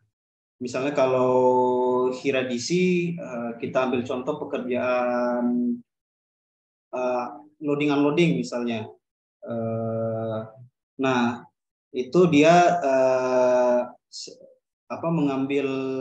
menilai, mengidentifikasi dan menilai risiko pekerjaan itu garis besar pekerjaan tersebut. Nah, sedangkan kalau JSA itu lebih spesifik, misalnya nanti di dalam pekerjaan loading unloading itu nanti ada didetailkan lagi aktivitas pekerjaannya, misalnya pekerjaan mengangkat menggunakan forklift dan sebagainya. Jadi lebih menurut saya JSA itu dia lebih spesifik dibanding Hiradisi. Oke, jadi Hiradisi itu berbicara mengenai aktivitas di semua kegiatan dalam sebuah proyek itu sendiri ya, dari awal sampai akhir. Ya, sedangkan di JSA itu lebih spesifik untuk satu pekerjaan aja. Dan di Hiradisi ada prioritas apa yang yang mana pekerjaan yang harus dikendalikan terlebih dahulu untuk dilakukan perbaikan. Nah, Hiradisi tadi, kata Pak Muammar tadi, akan masuk bagian dari HSE plan ya. Nah, tapi kalau JSA dipakainya atau dibuatnya pada saat pekerjaan itu berjalan ya, biasanya dipasangin dengan work permit. Oke, lanjut lagi. Kalau ngomongin soal CSMS, nah nyimpang sedikit nih ya. Berapa nilai asesmen CSMS ya, minimal nilai asesmen CSMS untuk diloloskan dalam tender? Nah, ini Pak Faruk bertanya. Silakan Pak, pengalaman Pak Muhammad. Baik Pak, terima kasih. Untuk standar nilainya sebenarnya tergantung dari persyaratan perusahaan owner Pak. Cuma di Pertamina sendiri itu tergantung dari tadi kita risk assessment dulu si perusahaan kontraktor ini apakah dia pekerjaannya rendah, sedang atau tinggi. Nah, apabila tinggi itu biasanya di atas 60 Pak. Di atas 60%. Nah, cuma tetap kembali lagi itu tergantung dari si perusahaan owner Pak, standar mereka masing-masing. Cuma rata-rata 60 sih pengalaman saya selama ini. Jadi untuk yang pekerjaan berisiko tinggi, nilai minimumnya berdasarkan pengalaman Pak Muhammad adalah 60% baru bisa dinyatakan lulus. Ada bahkan 70% saya pernah lihat ya. Itu kalau yang high risk ya, tapi kalau yang medium risk, low risk bisa jadi 30-20% aja udah bisa dinyatakan lulus ya. Oke, itu menjawab Pak Arfianto sama Pak Wibowo ya. Jadi tanya kepada panitia lelangnya atau HSE owner ya berapa nilai kelulusannya. Nah, itu biasanya dibocorin pada saat prekualifikasi ya. Oke, lanjut lagi.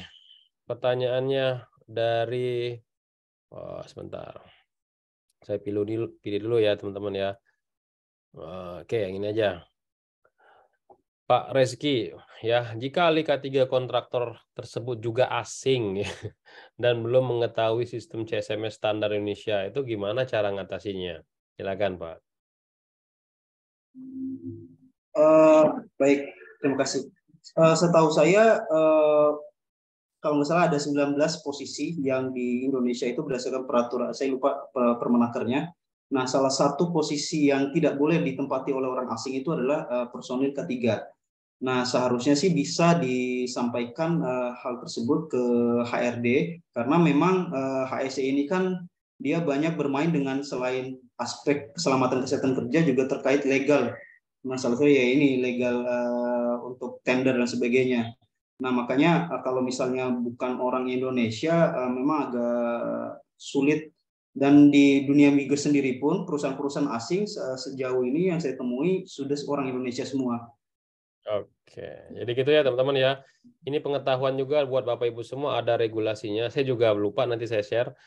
Regulasi yang terbaru juga itu 2021 mengenai tadi kata Pak Muhammad ada 19 jabatan yang tidak diperbolehkan orang asing yang mendudukinya. Salah satunya adalah petugas K3. Jadi kalau misalkan perusahaan Bapak Ibu semua ahli K3 atau orang K3-nya orang asing, boleh dilaporkan ke Kemenaker atau ke Disnaker atau ke pengawas ketenagakerjaan setempat, bisa kena sanksi itu perusahaan ya. Nah, itu ya. Kenapa kata Pak Muammar tadi? Karena banyak terlibat dari aspek kepatuhan regulasi Indonesia dan juga satu lagi budaya K3 atau budayanya Indonesia berbeda dengan budaya yang ada di luar. Jadi harus orang Indonesia gitu ya. Oke, lanjut lagi. Dari Pak Daniel, saat hasil plan sudah di-ACC owner tapi saat berjalan proyek perusahaan gagal atau lalai tidak sesuai dengan HSE plan yang sudah ada, apakah perusahaan bisa dikeluarkan atau di blacklist? Nah, mungkin ini dia udah buat HSE plan-nya bagus banget oleh konsultan nih, Pak. Tapi pada saat proyek berjalan tiba-tiba ada kecelakaan gitu ya. Nah, apakah perusahaan tersebut bisa di blacklist atau dikeluarkan dari misalkan dia jadi subkon seperti itu? Silakan Pak Muhammad. Baik, terima kasih, bagus sekali pertanyaan Pak. Jadi sangat betul Pak, apabila HSE plan yang sudah dibuat baik, nilainya baik di awal, kemudian saat implementasi ternyata di bawah nilai standar. Misalnya kayak contoh PB itu nilainya juga standar 60, penilaian berjalan HSE plan-nya. Nah, itu bisa mendapatkan sanksi Pak. Sanksinya tergantung dari perusahaan ownernya. Di Pertamina sendiri itu bisa sampai tidak boleh mengikuti tender selama 3 tahun, bahkan 5 tahun. Bahkan ada kalau sampai terjadi fatality ya atau accident yang dampaknya besar, itu bisa sampai di blacklist, jadi tidak bisa ikut sama sekali. Ada pernah beberapa perusahaan mereka sampai ganti perusahaan. Oke, ini jadi nilai penting juga ketika Bapak Ibu semua ditanya apa manfaat K3 ya. Salah satunya adalah keberlangsungan bisnis perusahaan. Jadi kalau misalkan perusahaan Bapak Ibu semua ada kecelakaan, HSE plan-nya udah bagus gitu ya. Nah, hati-hati ya. Nah, itu bisa dikeluarkan dari list subkon-nya. Dan HSE plan pun kata Pak Muammar tadi harus dievaluasi secara periodik ya, ada 6 bulan atau 1 tahun tergantung dari SOP di internal perusahaan itu sendiri. Kalau nilainya masih di bawah nilai standar itu juga bisa dikeluarkan ya, bahkan di blacklist. Oke, lanjut lagi. Ya, ini menarik-menarik nih pertanyaannya nih ya. Oke, saya pilih lagi. Tadi dijelaskan bahwa proyek dengan melibatkan pekerja jumlah tertentu harus membuat HSE plan. Bagaimana dengan proyek yang kecil nih setingkat maintenance big machine ya? Itu apakah harus buat HSE plan juga nih? Nah, Pak Nyoman bertanya, silakan Pak. Baik, bagus sekali pertanyaannya Pak. Tetap harus Pak, karena di pengeboran migas pun ini saya cerita sedikit. Jadi bahkan ada yang pekerjaan cuma 1 hari. Jadi cuma 1 hari aja pekerjaannya Pak. Itu tetap harus membuat HSE plan. Cuma memang nanti di leading indikator dan lagging indikatornya itu disesuaikan dengan waktu pekerjaannya. Jadi kayak contoh mungkin emergency drill kan nggak harus mandatory gitu, karena cuma sehari Pak.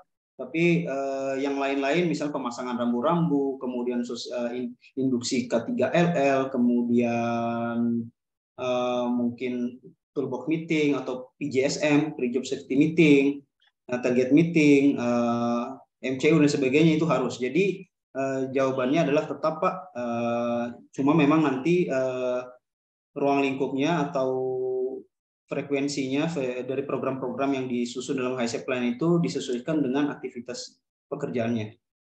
Oke, itu dia ya jawabannya ya Bapak Ibu semua ya.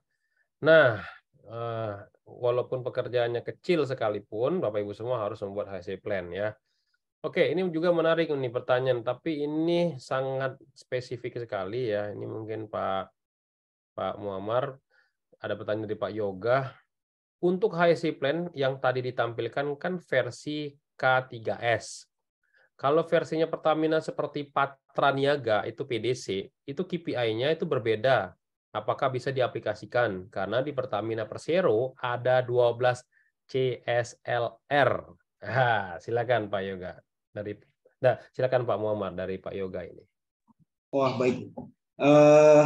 Jadi seperti saya disclaimer di awal Pak, yang pada pelatihan kali ini itu yang saya tampilkan adalah draft HSE plan di Pertamina EP Meruap Pak. Nah memang di Pertamina sendiri pun antara PHR, PHE, kemudian Pertamina EP memang berbeda-beda. Bahkan setiap zona juga mereka berbeda-beda standar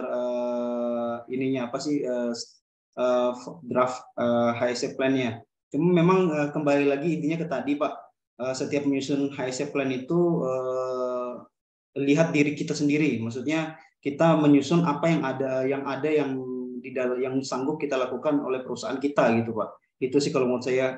Jadi apapun standarnya atau format HSE plan-nya, yang terpenting adalah yang kita susun itu bisa kita laksanakan nggak atau tidak gitu. Oke, jadi versi-versi HSE plan di masing-masing perusahaan berbeda-beda ya. Silakan nanti dikonsultasikan dengan HSE owner-nya. Apakah HSE plan yang udah kita buat udah mengikuti standar mereka atau belum? Itu intinya ya. Oke, pertanyaan dari Pak Daniel Ronivaldo. Nah ya, terkait dengan penilaian CSMS ataupun HSE plan, itu apakah dilakukan oleh owner sendiri ya secara internal atau melibatkan yang lain nih Pak, pihak eksternal? Silakan Pak. Oh baik, selama ini untuk penilaian HSE plan itu biasanya dilaksanakan internal sendiri oleh ini Pak, oleh HSE perusahaan owner Pak, sepengetahuan saya. Nah terus kalau untuk eksternal paling apabila ada pekerjaan, contohnya kayak yang lingkungan sih Pak, itu biasanya menggunakan isu sosial, contohnya itu juga kayak contoh di Papua itu kan isu sosialnya agak unik gitu. Nah, itu biasanya ada pihak eksternal, Pak, yang ikut terlibat dalam menilai ini penilaian HSE plan. Oke, jadi intinya HSE plan itu atau CSMS itu dinilai oleh internal perusahaan, bukan orang lain ya. Oke, lanjut. Pertanyaan berikutnya. Tadi ngejawab juga pertanyaan dari Pak Arfianto ya. Oke, Bapak Ibu semua silakan kita masuk ke session yang ketiga. Kalau ada pertanyaan silakan di raise hand aja Bapak Ibu semua. Nanti kita akan bukakan langsung bertanya dengan pembicara kita. Oke, dari Pak Fahru Rozi sama Pak Darwis. Silakan siapa yang duluan? Di unmute dulu Pak, silakan. Oh, Pak Darwis dulu. Silakan Pak Darwis. Kenalkan terlebih dahulu. Baik, selamat siang Pak. Ya. Halo Pak, bisa dengar suara? Baik, selamat siang. Saya Darwis dari Batam, Kepulauan Riau. Ya, saya ingin menanyakan masalah HSE plan tadi Pak ya. HSE plan tadi ada mengenai kita buat untuk mengukur kebisingan. Salah saya lihat tadi. Mengukur kebisingan itu bila kita terapkan di HSE plan kita di perusahaan, kemudian apa indikatornya untuk menentukan bahwa kebisingan itu tidak standar dan perlu apa follow up-nya seperti itu. Misalnya planning HSE plan kita ini kita lakukan tapi tidak memenuhi standar, bagaimana kita mengajukan follow up-nya ke manajemen bahwa akan dilakukan sesuatu agar lebih bisa diterima dan sesuai dengan keadaan yang sesuai dengan regulasi seperti itu. Jadi ketika kita menjalankan HSE plan ini, salah satunya dengan menguji kebisingan tadi, ternyata kebisingan itu tidak sesuai. Nah, bagaimana kita mengajukan ke manajemennya agar tidak bertentangan dengan regulasi. Ya, mungkin itu ya. Oke, silakan Pak Muammar untuk dijawab. Baik Pak, jadi tadi kan di HSE plan ada salah satu yang muncul itu adalah pengukuran lingkungan kerja. Salah satunya adalah contohnya tadi kebisingan. Nah, kebisingan sendiri itu ada peraturan perundangannya Pak terkait berapa nilai NAB-nya dan lain sebagainya. Misalnya untuk 8 jam bekerja itu 85 desibel. Nah, jadi nanti mengacunya ke sana Pak standarnya peraturan perundangan terkait pengukuran lingkungan kerja. Saya tidak hafal ini apa peraturan perundangannya. Kemudian nanti misalnya setelah digunakan sound level meter dan didapat ternyata tidak di atas NAB, maka hasil pengukuran tersebut nanti bisa dibuatkan berita acaranya Pak, berita acara terkait pengukuran tersebut. Nah, itu bisa dijadikan temuan karena kalau contoh kayak di REK itu sebelum mulai melakukan aktivitas pekerjaan sebelum sepatin itu semua peralatan tuh dilakukan function test semua Pak, termasuk salah satunya adalah lingkungan kerja. Nah, apabila ada yang tidak memenuhi persyaratan, maka itu segera di closing dulu Pak, dibuat berita acara, kemudian dijadikan temuan, di closing, tentunya pastinya disampaikan ke manajemen, baru setelah di closing semua baru kita bisa melaksanakan pekerjaan tersebut. Mungkin itu sih Pak dari saya. Oke, Permenaker nomor 5 2018 ya mengenai nilai ambang batas ya K3 lingkungan kerja. Jadi silakan Bapak Ibu semua dibuka di sana. Setelah dilakukan pengukuran memang kita sebagai orang K3 harus menindaklanjuti hasil pengukuran itu. Mau dilakukan secara internal ataupun eksternal, pastikan semuanya harus memiliki kompetensi. Kompetensinya apa? Ahli K3 lingkungan kerja untuk SKP-nya, sedangkan certified-nya namanya Hygiene Industry. HIMA-HIMUHIU, silakan disesuaikan. Oke, itu pertanyaan berikutnya. Silakan Bapak Ibu semua, pertanyaan lagi. Silakan dari Pak Timothy. Wah, ini Pak Timothy yang sering nanya nih ya. Tadi Pak Fahru Rozi ya tadi ya. Pak Fahru Rozi silakan. Ya. Oh, Pak Timothy dulu silakan Pak. Ya, selamat siang Pak Denny, Pak Kacen Denny dan Pak Muhammad. Pak, saya mau nanya Pak Muhammad mengenai HIC Plan. Itu tadi Pak Muhammad bilang HIC Plan itu bisa direvisi atau diubah. Pertanyaan saya itu paling bagus ya HIC Plan itu diubah, direvisi setahun sekali, beberapa bulan sekali, atau keadaan kondisi tertentu dia bisa diubah.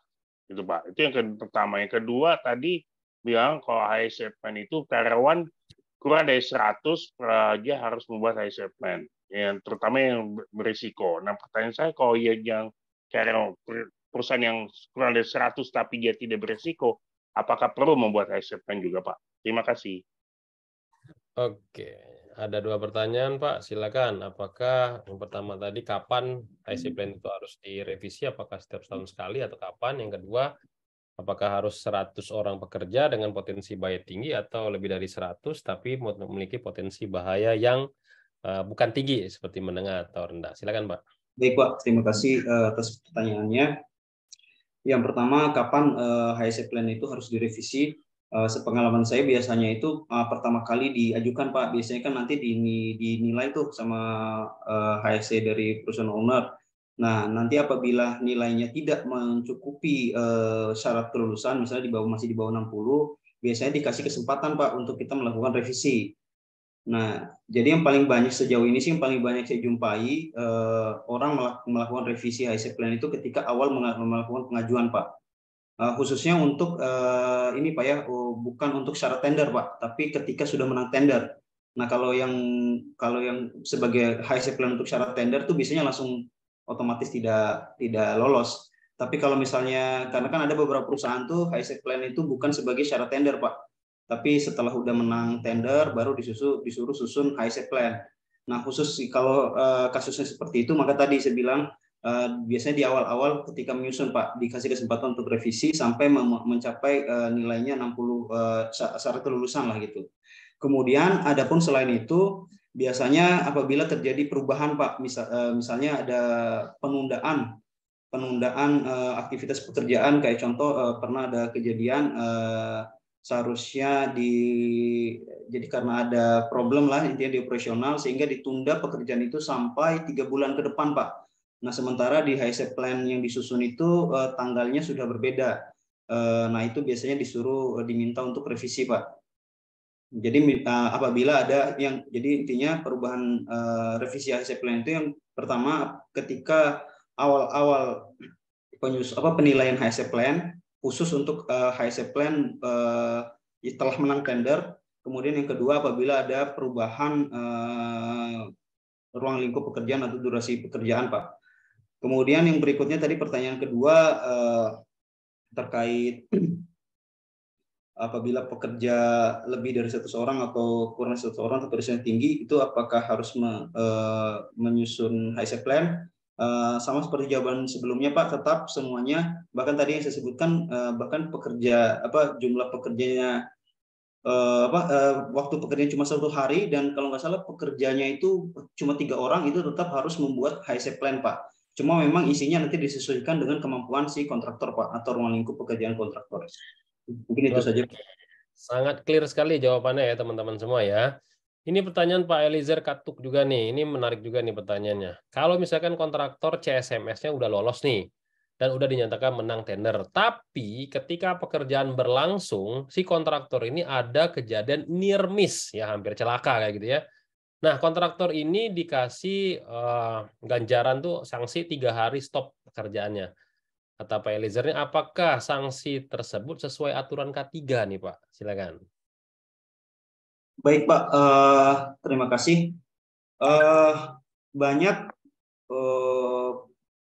praktisi K3LL itu yang takut apabila terjadi eksiden Pak. Apalagi itu kan kategorinya masih near-miss, alhamdulillah Pak ya, nggak sampai MTC atau LTI gitu. Nah, jadi sebenarnya apabila terjadi tadi eksiden, itu yang dilihat tuh bagaimana respon kita Pak, bagaimana pelaporannya. Kayak contoh di Pertamina waktu saya di Pertamina Drilling Service Indonesia dulu, laporan itu ada laporan via WA itu 3 jam setelah kejadian. Nah, kalau misalnya lewat dari 3 jam setelah kejadian itu maka jadi sanksi untuk si HSE-nya dan tim operasional yang terkait di pekerjaan tersebut. Nah, begitu juga untuk laporan awalnya itu harus dibuat 6 jam setelah kejadian. Nah, banyak orang itu cenderung menyembunyikan eksiden karena mereka menganggap kalau terjadi eksiden itu maka udah cacat, padahal sebenarnya bukan itu yang dilihat Pak, kalau menurut saya, tapi bagaimana respon kita, bagaimana kita melaporkannya, apakah cepat, apakah transparan, kemudian dari eksiden tersebut apakah kita lakukan investigasi dengan baik, kemudian hasil investigasinya apakah kita sosialisasikan misalnya berupa safety stand down ke area kerja kita lah yang lainnya gitu Pak. Jadi untuk kasus tadi diberi sanksi 3 hari, bisa jadi mungkin dikasih kesempatan untuk Bapak melakukan itu tadi Pak, membuat laporan, melakukan investigasi, dan menyusun lesson learned dari hasil eksiden atau near miss tersebut Pak. Mungkin itu sih. Jadi sah-sah aja kalau perusahaan mau nyetop 3 hari, bahkan ada yang 1 minggu sekalipun ya. Jadi sah-sah aja ya gitu ya Pak Eliezer ya. Jadi kesempatan buat Pak Eliezer untuk melakukan lesson learn atau incident investigation dan melakukan perbaikan agar tidak terjadi lagi yang namanya near miss hampir celaka tadi. Itu loh.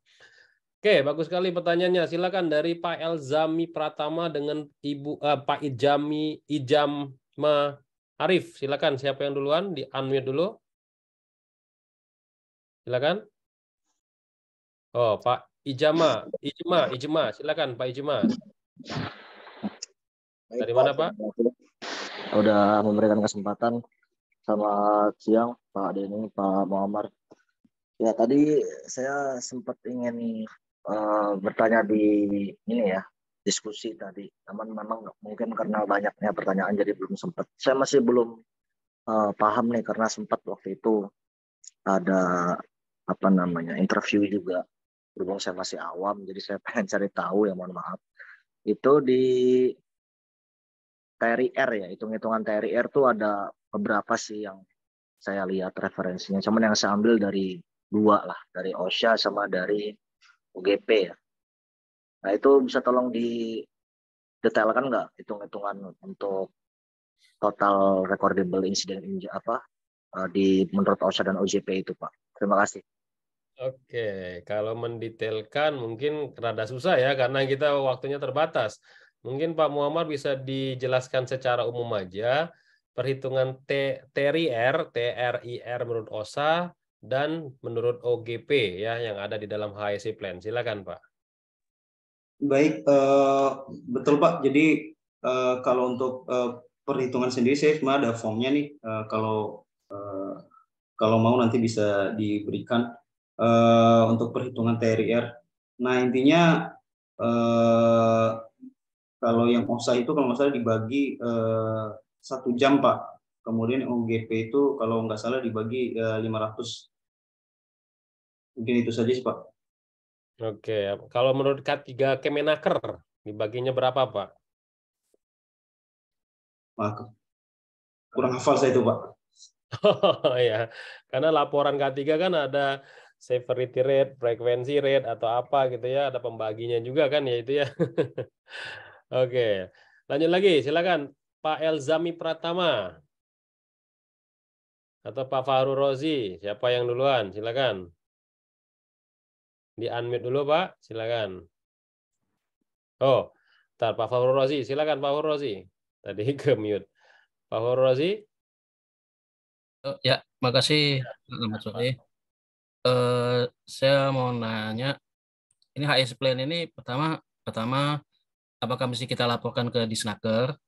Terus yang kedua, seperti kasus halnya tadi kayak Pak Daniel ya, itu kan terjadi oleh perusahaan lain, tapi kita masih ada satu area dengan perusahaan yang mengerjakan yang berdampak dia melakukan kesalahan itu sehingga pekerjaan kita pun dihentikan. Nah, itu bagaimana tindakan kita untuk melapor ke pihak Pertamina misalnya bahwa kita tidak ikut melakukannya tapi kita kena imbas dari dampak tersebut. Itu aja Pak, terima kasih. Oke, terima kasih Pak Rozi. Ya, ini menarik juga Apakah HSE plan harus dilaporkan ke Disnaker? Yang pertama, yang kedua, bagi subkon ya atau kontraktor yang terdampak juga dihentikan pekerjaannya karena ada eksiden atau insiden. Bisa nggak kita ngelapor terus, Pak, itu kan yang kena dampak kan sana, yang perusahaan sana, subkon sana. Kami harus kerja juga, harus ngejar progres nih, karena ada invoice yang harus dicairkan. Ya, silakan Pak Muhammad. Baik Pak, yang pertama terkait apakah HSE plan ini harus dilaporkan ke Disnaker. Kalau pengalaman saya dan menurut saya HSE plan ini tidak perlu Pak, karena kalau dilaporkan kan tebal sekali Pak. Apalagi kalau misalnya kita di 3 bulan terakhir itu kita ikut beberapa tender gitu Pak. Berarti akan terlalu tebal kalau menurut saya untuk laporan khususnya MP2K3 ke Disnaker itu mungkin cukup hasil penilaiannya Pak, hasil penilaiannya saja, baik itu hasil penilaian CSMS, penilaian berjalan ataupun final evaluation-nya Pak, untuk yang dilaporkan ke Disnaker.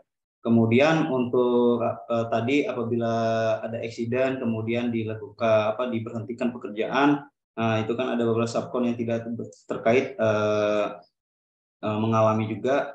Nah, kalau menurut saya itu sepenuhnya tergantung perusahaan owner sih Pak.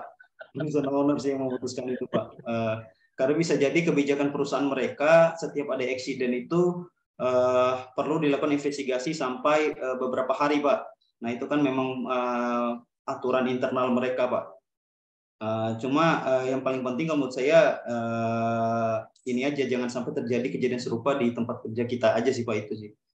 Oke. Jadi kesimpulannya mau nggak mau kita harus ikuti aturan si pemilik pekerjaan ya. Kalau misalkan di stop ya udah kita ngikut stop ya.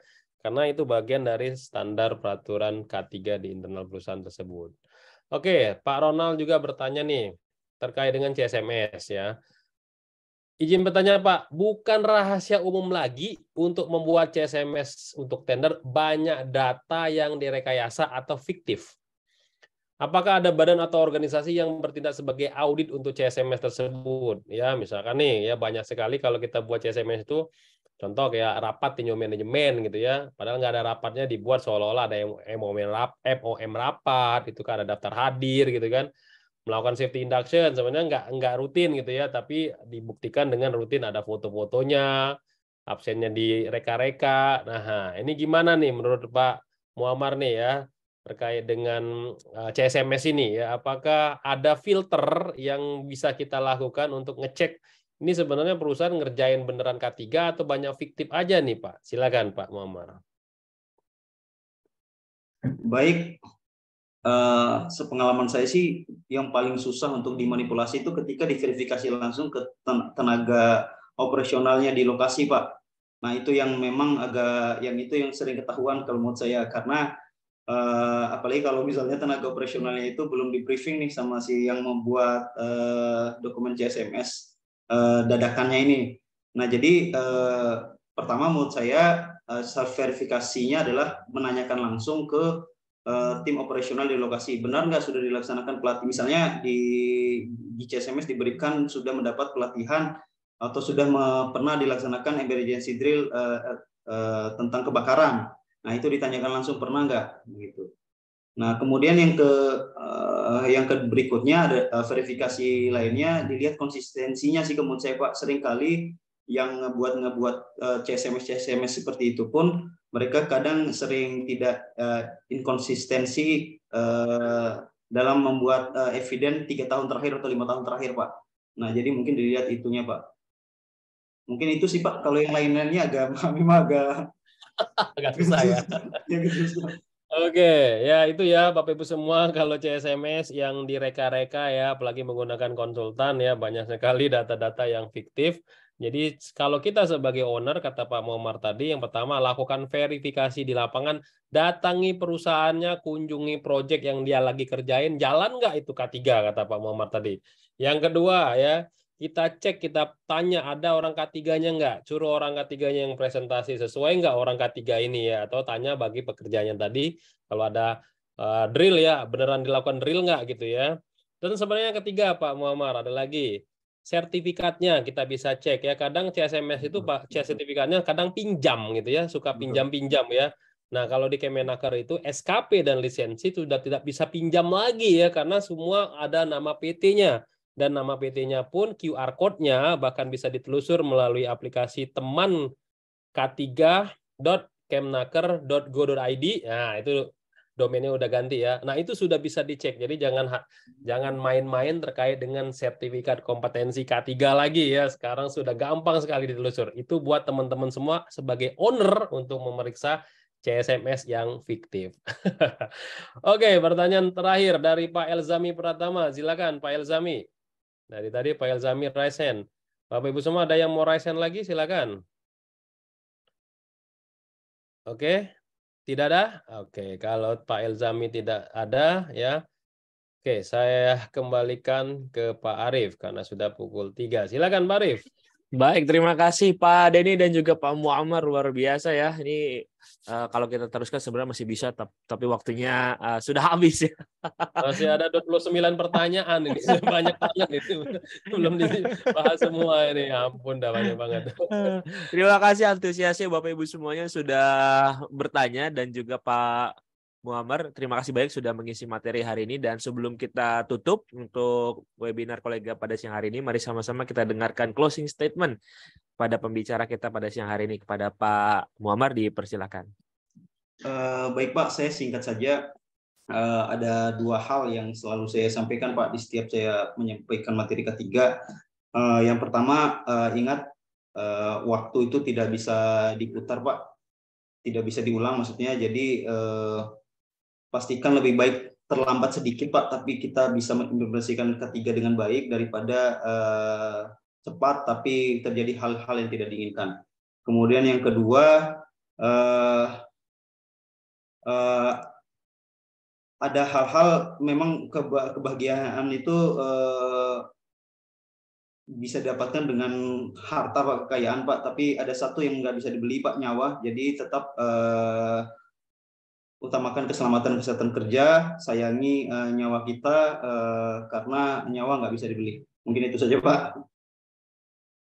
Oke, silakan Pak Arief dilanjutkan. Baik, terima kasih. Tuturkan juga topik buat minggu depan apa ya Pak Arief ya sebelum di closing ya. Ada yang bertanya juga. Silakan. Wah, ini topik minggu depan ada yang request katanya tentang CSMS nih. Nah, nanti kita akan adakan lagi tentang CSMS. Nah, Bapak Ibu semuanya, untuk pekan depan nanti kita akan bahas tentang investigasi kecelakaan ya. Dan pastikan Bapak Ibu semuanya nanti bisa hadir kembali di acara webinar Kolega Media Tama, dan tentunya masih di pukul 13 sampai pukul 15 waktu Indonesia bagian Barat. Nanti kalau misalkan ada topik-topik yang memang harus di request, nah silakan bisa di request saja teman-teman, nanti kita coba ajukan untuk topik-topik tersebut. Baik, terima kasih Bapak Ibu semuanya, tapi jangan dulu kemana-mana karena kita akan bagikan siapakah yang akan mendapatkan ya sertifikasi auditor SMK 3 persembahan dari Media Tama Academy, dan ini nilainya kalau harga normalnya itu 6 juta rupiah teman-teman semuanya. Menarik ya. Dan nanti buat teman-teman yang namanya muncul, silahkan klik raise hand dan nanti kita akan coba hubungi, dan pemenangnya adalah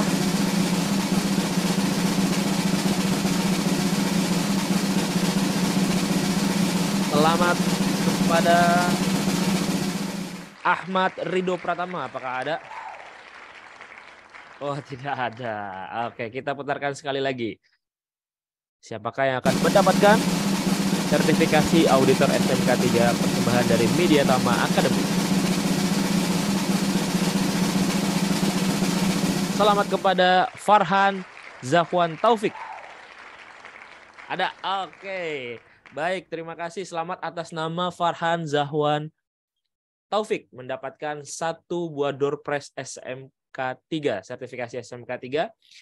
Dan ini persembahan dari Media Tama Academy, dan nanti akan dihubungi langsung oleh tim kami ya di hari kerja.